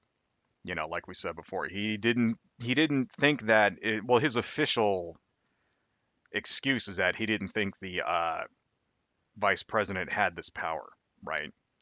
And apparently there's a story that he like called Dan Quayle, who was the vice president for the first Elder Bush, and asked him, what should I do? And Dan Quayle told him not to do it right? Which is, kudos to Dan Quayle, if that's true. But like I said, I personally think just Mike Pence just fucking hates Donald Trump and didn't want to see his ass be president for another 4 years, but that's just my speculation. Who knows? Right? I would be surprised. I would be surprised if Pence had a good time during his tenure as vice president because I don't know, if you noticed, but kind of Pence did all the work. Trump didn't actually do any work. There's a very famous picture of them in the Oval Office, and Trump is at his desk by himself, and everybody is around Mike Pence talking to him, and Mike Pence is the one signing everything. And there was a story even in 2016 where basically Pence said that the Trump team came to him and said, "Oh, you'll be in charge of foreign and domestic policy." Right. So Pence foreign and domestic policy, that's what the president does, right? So basically Mike Pence was there to do everything and Donald Trump was there to basically interact with the media. That's what he wanted to do. And this is why Trump never stopped holding rallies, you know, which is also part of the reason why he never lost his base because he just kept holding rallies constantly. Rallies, rallies, rallies. When he should have been fucking working, he was holding rallies. You wonder why Donald Trump was such a shitty fucking president because he was either at a rally or golfing. What did he golf like? Spent like fucking 500 hours golfing or whatever. Like, doing zero because he was lazy. Because he's lazy because he's a rich person who never had to work for anything in his entire fucking life. This is how a rich guy works. The guy who owns the company who can like show up whenever he feels like and shit like that. This is basically Donald Trump's work ethic his entire fucking life was what we saw during the his tenure as president.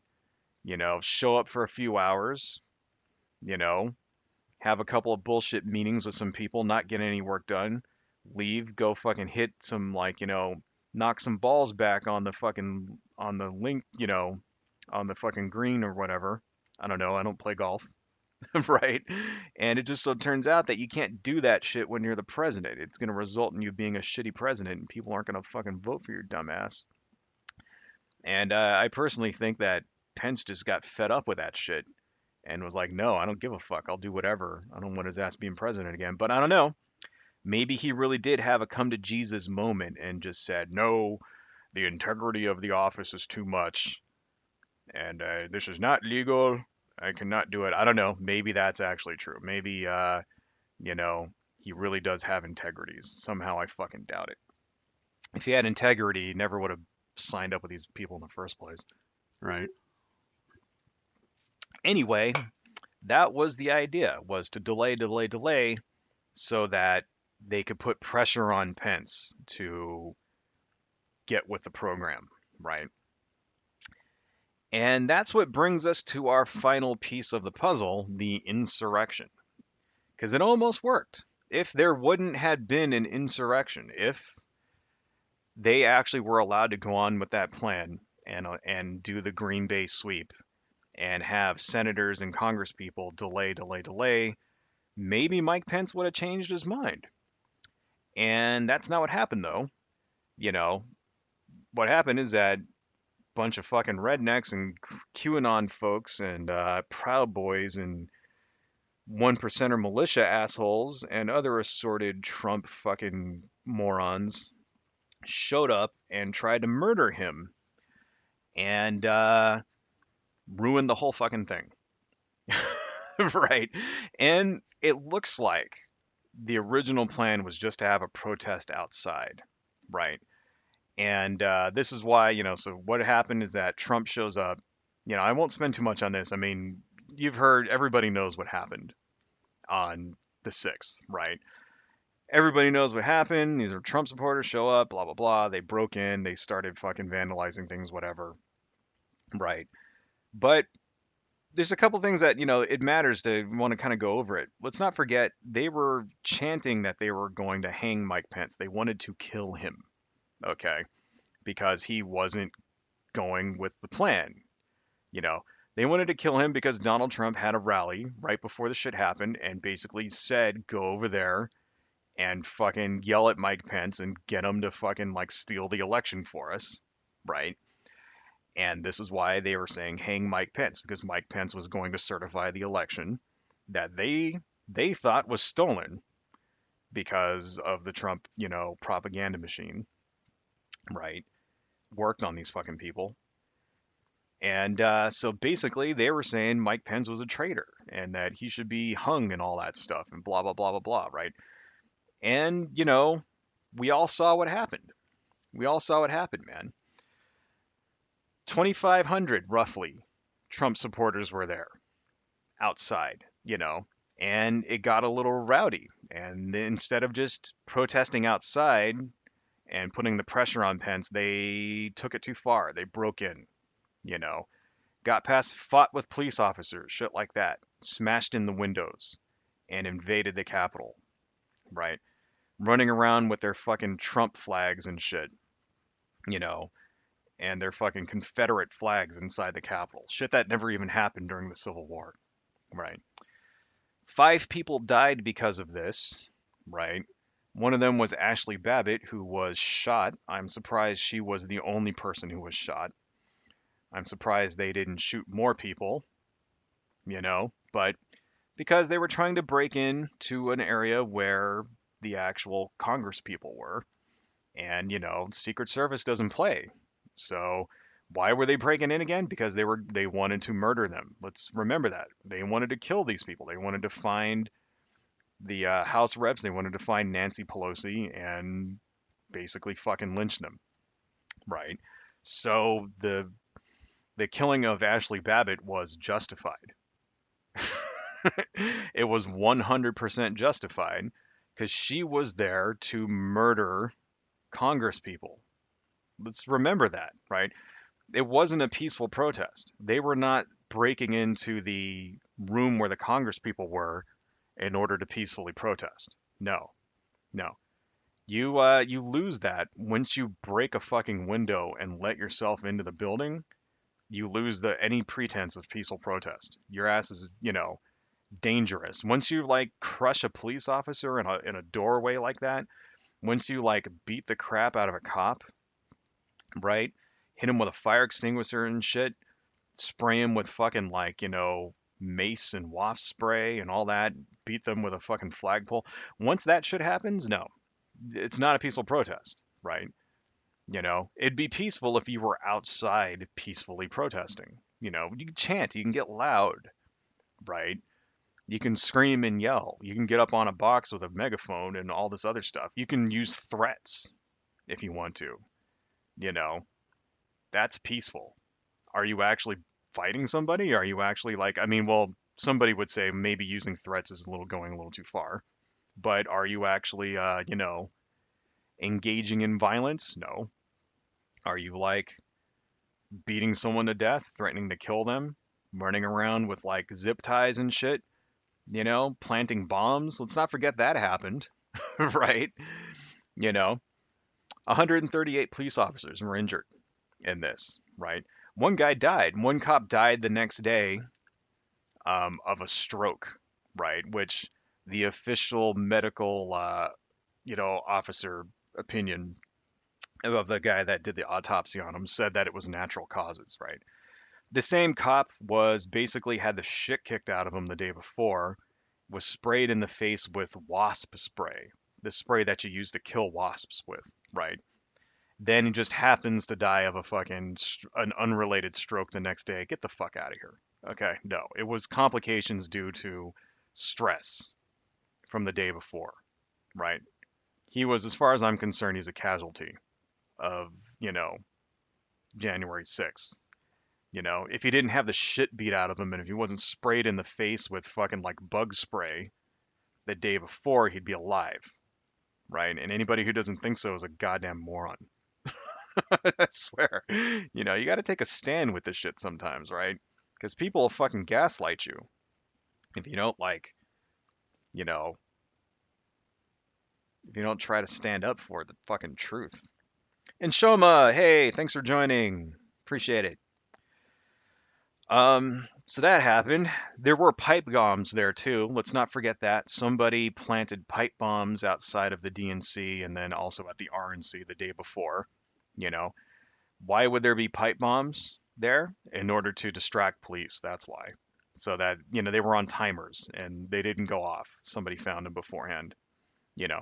But that was part of the plan too, so they can put a pipe bomb and blow them up so that emergency services would be diverted away from the Capitol, you know, so that there would be less police there and shit, right? There were people with guns there too. We'll come to that in a minute, right? People broke in, they stole photos off the walls, paintings, they ransacked offices. Nancy Pelosi's laptop got ripped off, if you remember that. There were also several other laptops that were stolen that had top secret um, software on them. A few of them were still logged into the network. It's called SIPRNet, SIPRNET, SIPRNet, and SIPRNet is the. Am I pronouncing that right? I don't know. I might be pronouncing it wrong, but it's the network that the Department of Defense uses in order to securely transmit top secret information, right? Because these are Congress people. They're on like defense committees and shit, right? They have to approve the budgets for this kind of thing. So, you know, they have access to top secret information. Several of these laptops were stolen while they were still logged in, right? That's a major fucking security breach. I remember we talked about this, like after, you know, it happened. We were talking like I remember theorizing about it. Hey, what if some top secret shit got stolen? Turns out it actually fucking did. This caused, so what happened is that the Department of Defense had to like put up security patches after this, right? In order to, because these laptops were gone, nobody knows who had them, and it's like, you know, like I said back a year ago, it's safe to assume that there were foreign agents also in the crowd there. I mean, it would be the perfect opportunity for someone from Russia or China to invade the capital and get top secret information. Like, if they weren't there, then they're not doing their jobs right, right? And it's just like, so who even knows what kind of top secret shit got like compromised that day because of these fucking people, right? Um, some marble statues were defaced of Thomas Jefferson. Somebody sprayed some like toxic shit onto him. They're not really sure what it was. It was probably something like mace or something, right? There were portraits of James Madison and John Quincy Adams that were vandalized. These are like official portraits that are like hundreds of years old, right? They're fucking like vandalized and shit. Artwork that's like rare artwork, that's fucking hundreds of years old, destroyed, right? Somebody smeared shit all over the walls in the fucking Capitol building, for crying out loud. That actually happened. Someone took a dump and like smeared it on the walls. Like, Jesus Christ. These are Trump supporters we're talking about here, folks. Remember who we're talking about. It's like, yeah, okay, there's your peaceful fucking protest, smearing shit on the fucking walls in the Capitol, right? Um, Somebody, of course, just, yeah, we already talked about Nancy Pelosi's office being ransacked. All right, I already talked about that. So it was pretty fucking bad. It was $30 million in damage total so far, right? Things like, outside there were like these fixtures, these brass fixtures that were like destroyed that were like 150 years old and stuff.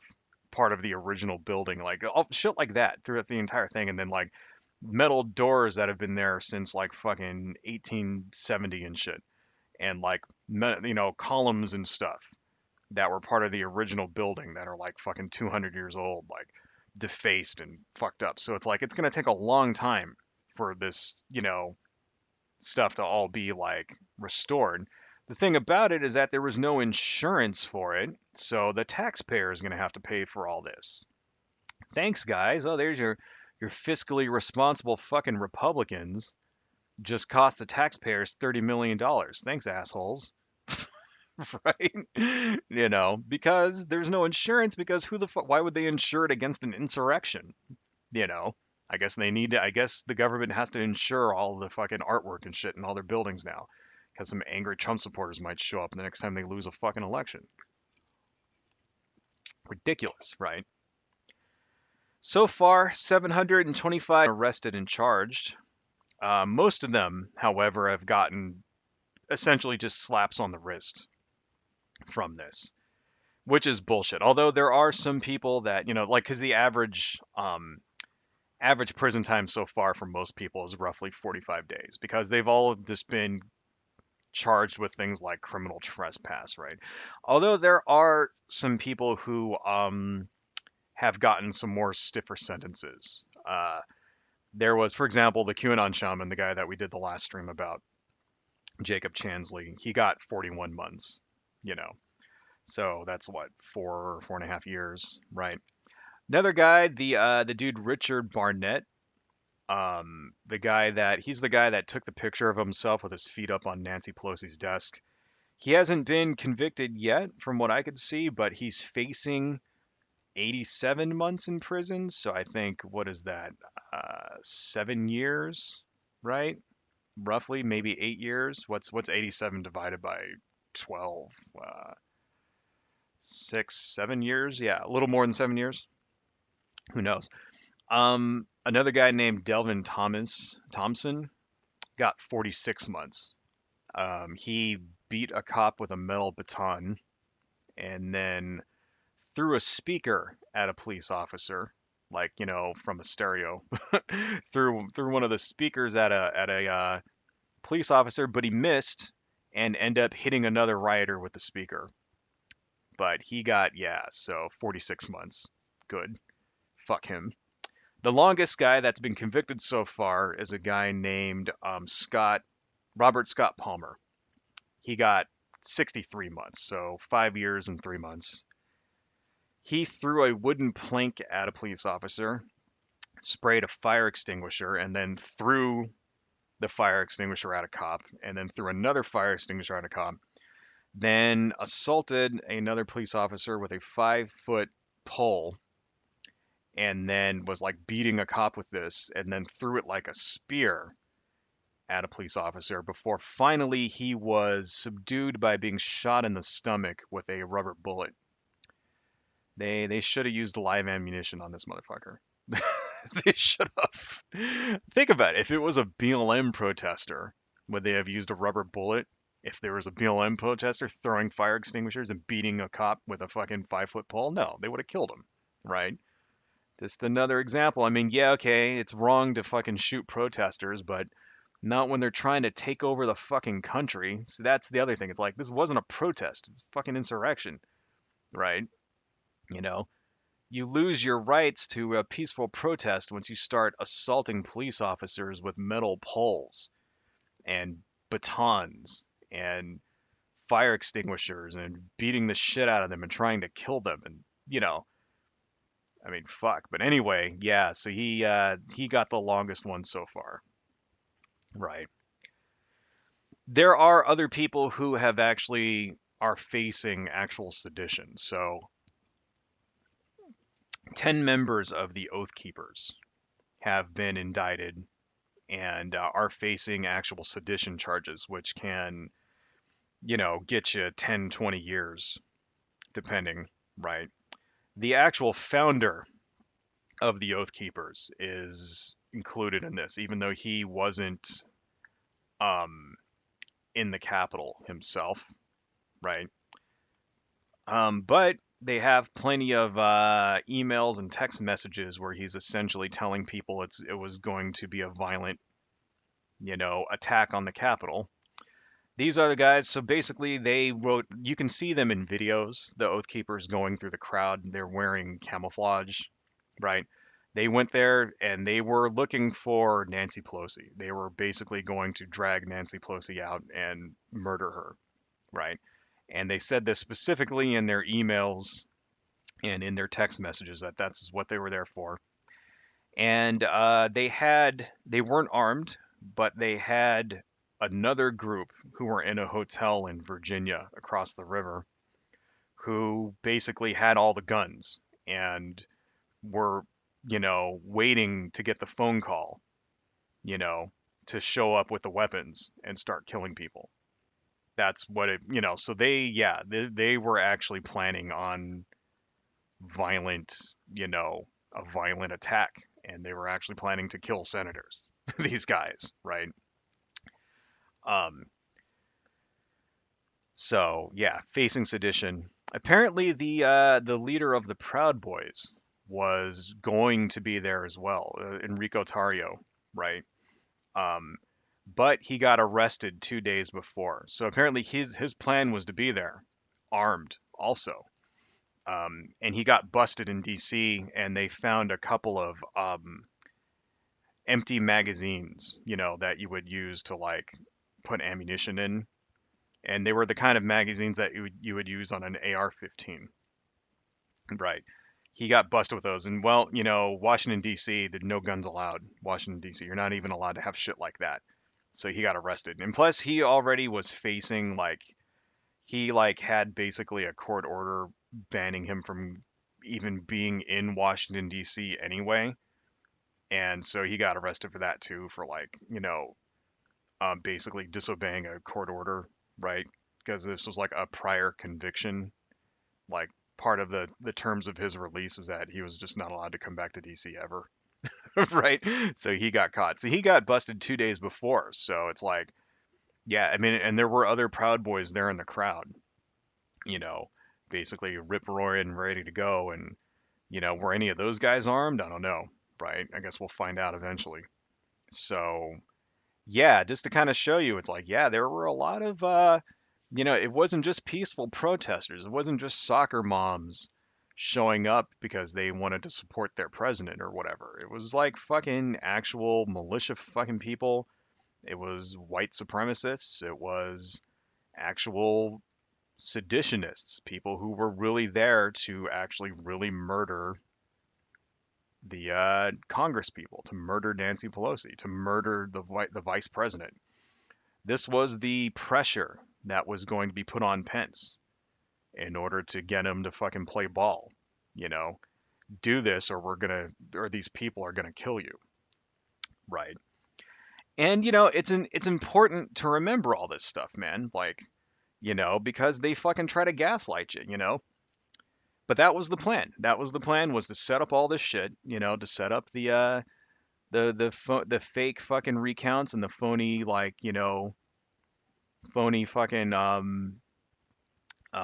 lawsuits and things in order to create the perception that the election was stolen when it really wasn't. And then it was to, like, do this Green Bay sweep thing, right? Because they sent phony baloney slates of electors, and then to put the pressure on Mike Pence in order to fucking do it. And it really all came down to one man who just, for whatever reason, decided that it wasn't going to work and he didn't play ball. And that's how close we got to actually becoming a bona fide, for real fascist dictatorship under the second illegal Trump term, right?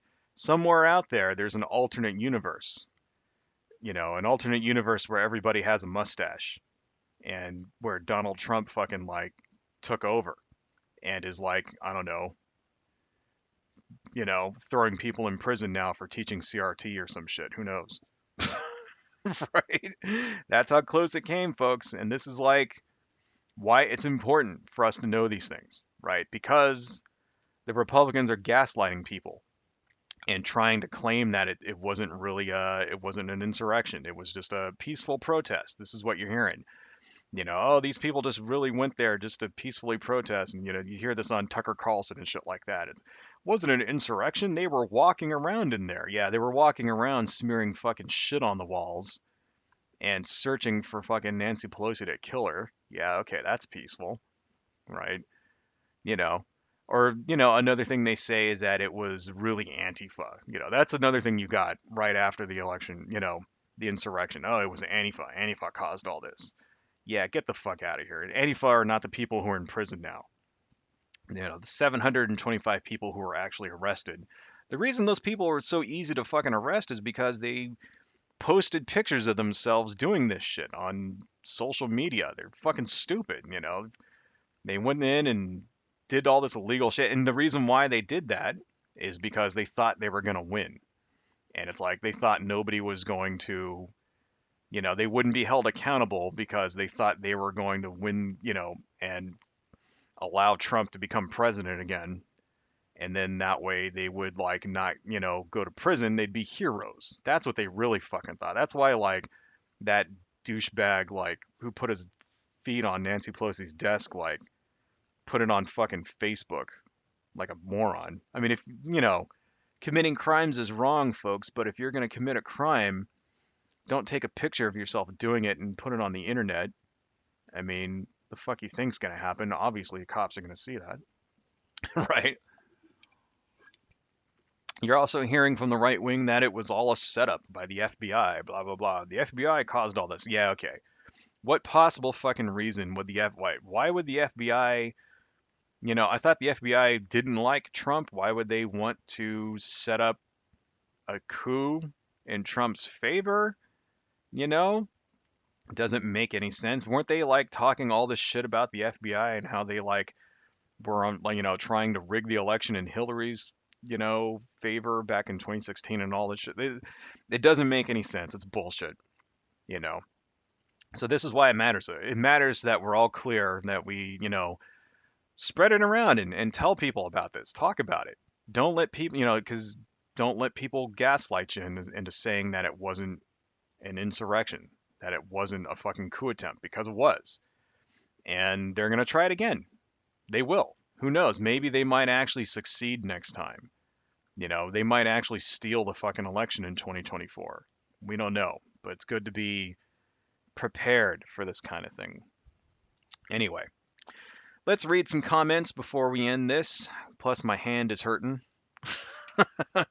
My hand's hurting and I got to go to the bathroom, and it's already 1, so let's read some comments.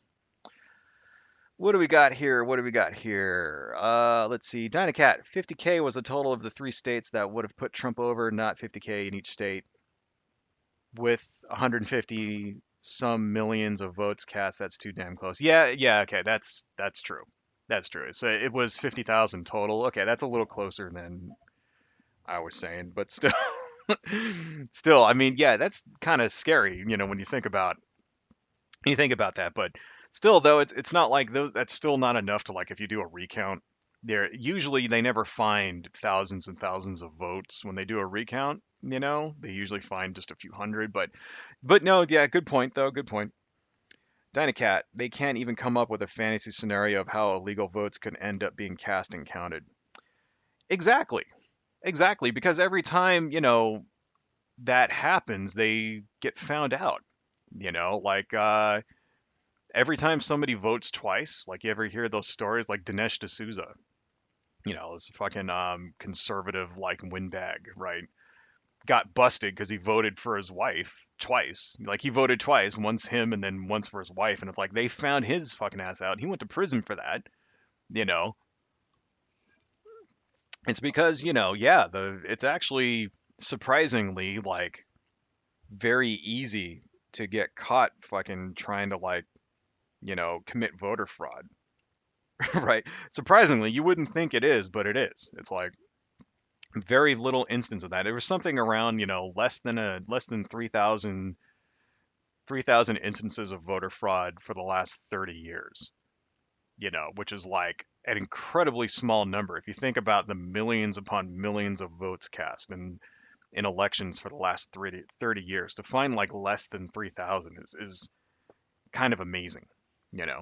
Kind of shows that it's not a problem. You know what I mean? This type of voter fraud is not really a problem. Which is not to say that it's not a problem everywhere in the world. I mean, I'm sure you might find cases of it in places like Russia or Afghanistan or something, but in the United States, it doesn't seem to be a problem, for sure. Let's see, Dynacat. I think if Trump's in prison, he'd still run and get the nomination. He might even win the general from prison. That would be an interesting scenario. How would that work exactly? If somebody who is in prison like wins the presidency, does their prison sentence get commuted? Does he have the power to pardon himself? Can he just be like, I am now no longer in prison. I pardoned myself, and I don't know. There was some talk about Trump might try to pardon himself before he left, and he didn't do it. That'd be, I don't know. That'd be something for we'd have to look that up. I don't know if that's even possible. And Shoma, on Mike Pence, why do you think he's been virtually isolated since the insurrection? Is he being punished, pressured by the GOP, cult of Trump, like a dishonored ex-Scientologist? Maybe. I think he's done with politics, Mike Pence. He's done like one interview since he left, and from what I understand, like he was like homeless after he left. Like he sold his house and he didn't have a place to live, something like that. I don't know. But yeah, I think Republicans hate his ass now because he didn't play ball. That's for sure. Sorry, I'd be drawing, but my actual hand kind of hurts here. I gotta give it a rest. So let's just answer some more comments here. I'm not getting enough sleep. That's the problem. Let's see, Dynacat. I think if they had hanged Pence, Trump would still be president, or at least still in the White House giving orders. Yeah. So if they killed Mike Pence, it would go to the Speaker of the House, right?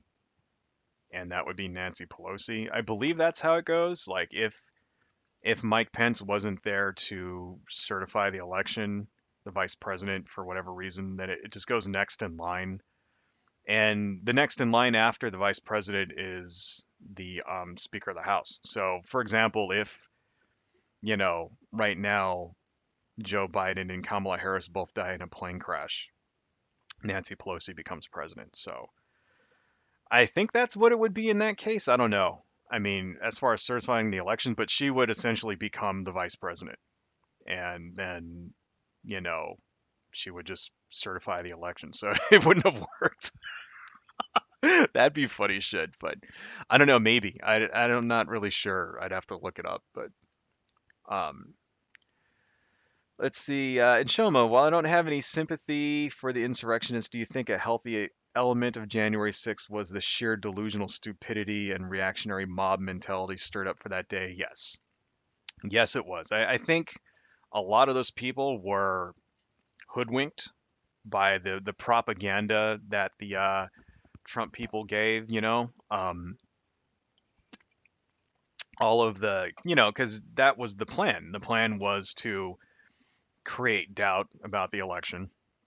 And I think all of the talk, because you remember Trump, even before the election, they were saying it was going to be stolen, you know, and that coupled with all the conspiracy theories and QAnon people and just the general tendency for Republicans to like be insane about shit like this anyway, you know, all that and then all the lawsuits and the recounts and everything, it definitely created a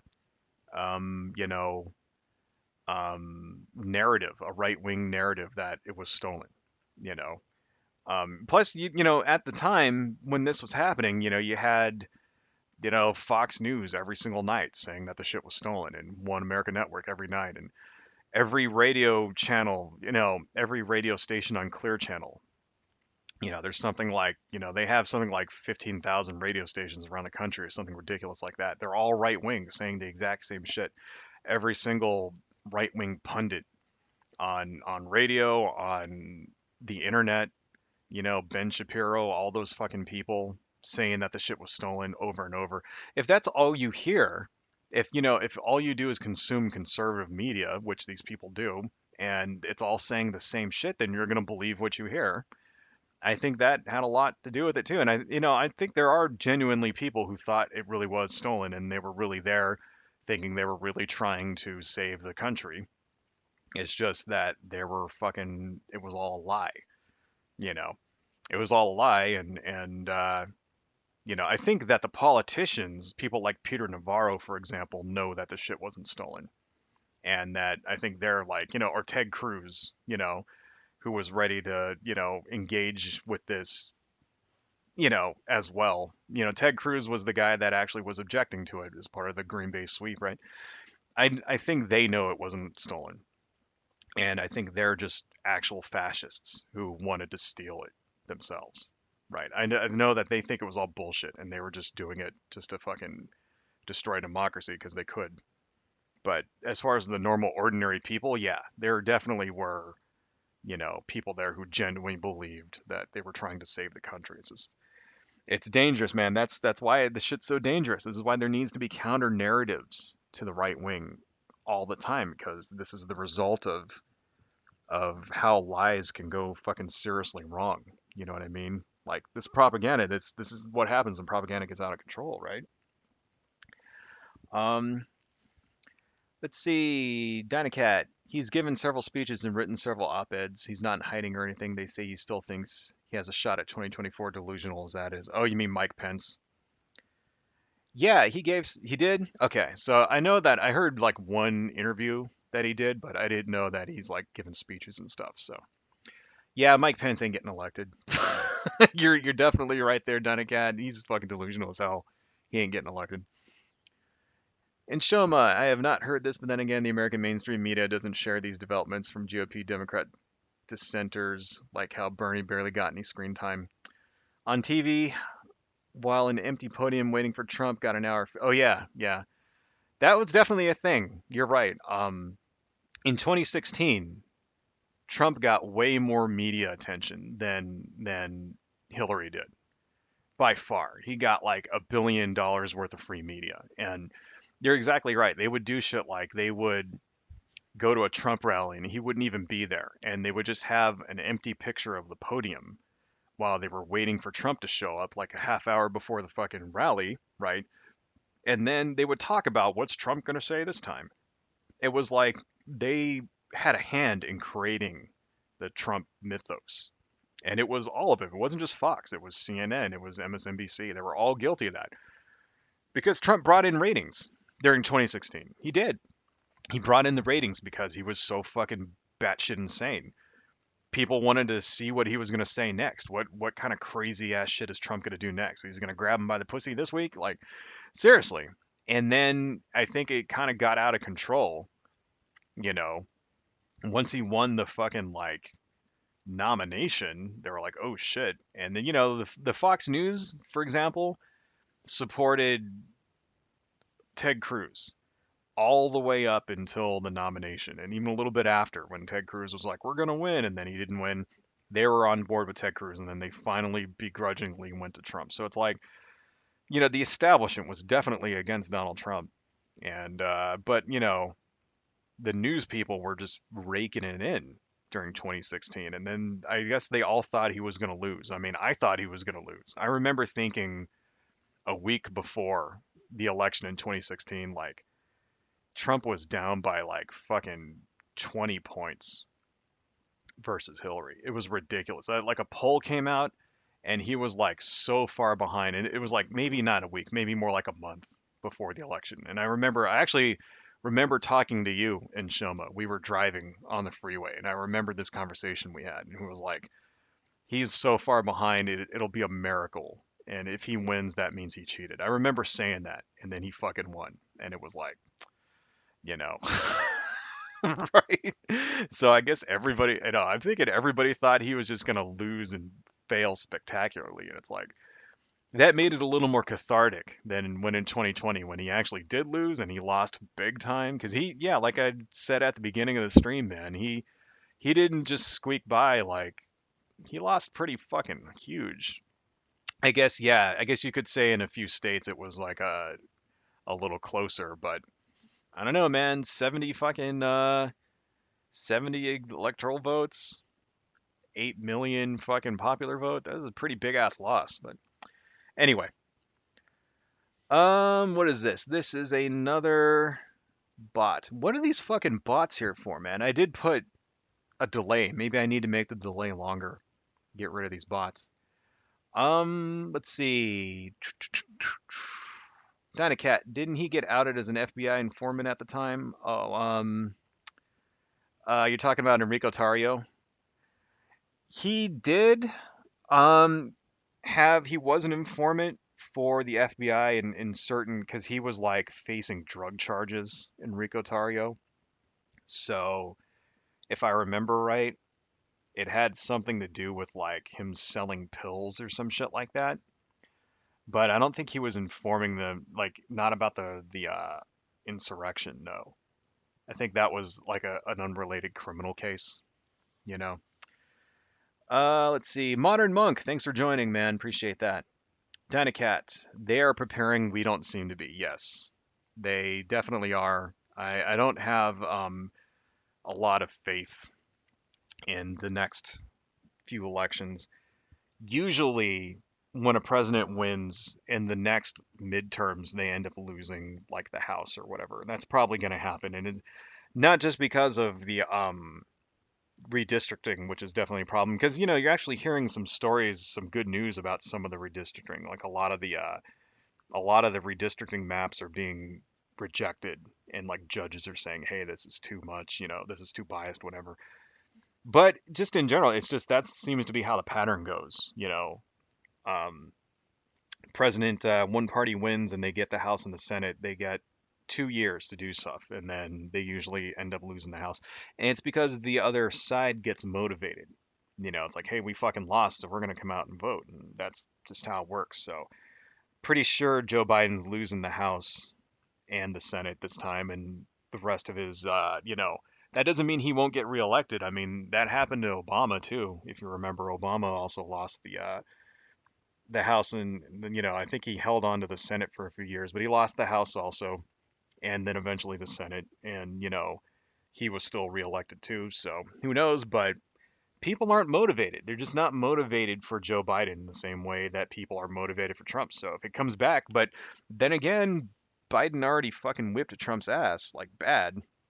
So we'll see. If it's Biden and Trump again, I'm kind of thinking it might be Biden might win. He might not win by that big of a margin this time, but then again, there's other things to think about. Who knows what's going to happen in 2 years? COVID will probably be over with by then. Economy might get better, blah, blah, blah. People might be feeling better about themselves, and people might still have bad memories about Donald Trump and they don't want to go through his bullshit again. Plus, you got to remember a lot of Trump supporters are dead now because they were too fucking stupid to get vaccinated. Right? We're coming up on 1 million people dead from COVID. A large number of those people are Trump supporters. That might be enough to tip it in certain directions in states where it'll be super close. So who knows? There's a lot of factors involved. Who knows? Anyway, we're looking at 115, folks. Thank you guys for hanging out with me all the way to the end. Really appreciate that. You guys are the best. Um, I need a subject for next week's video, so I'm not really sure what to talk about. If you guys have, I mean, I have like a list of stuff, um, you know,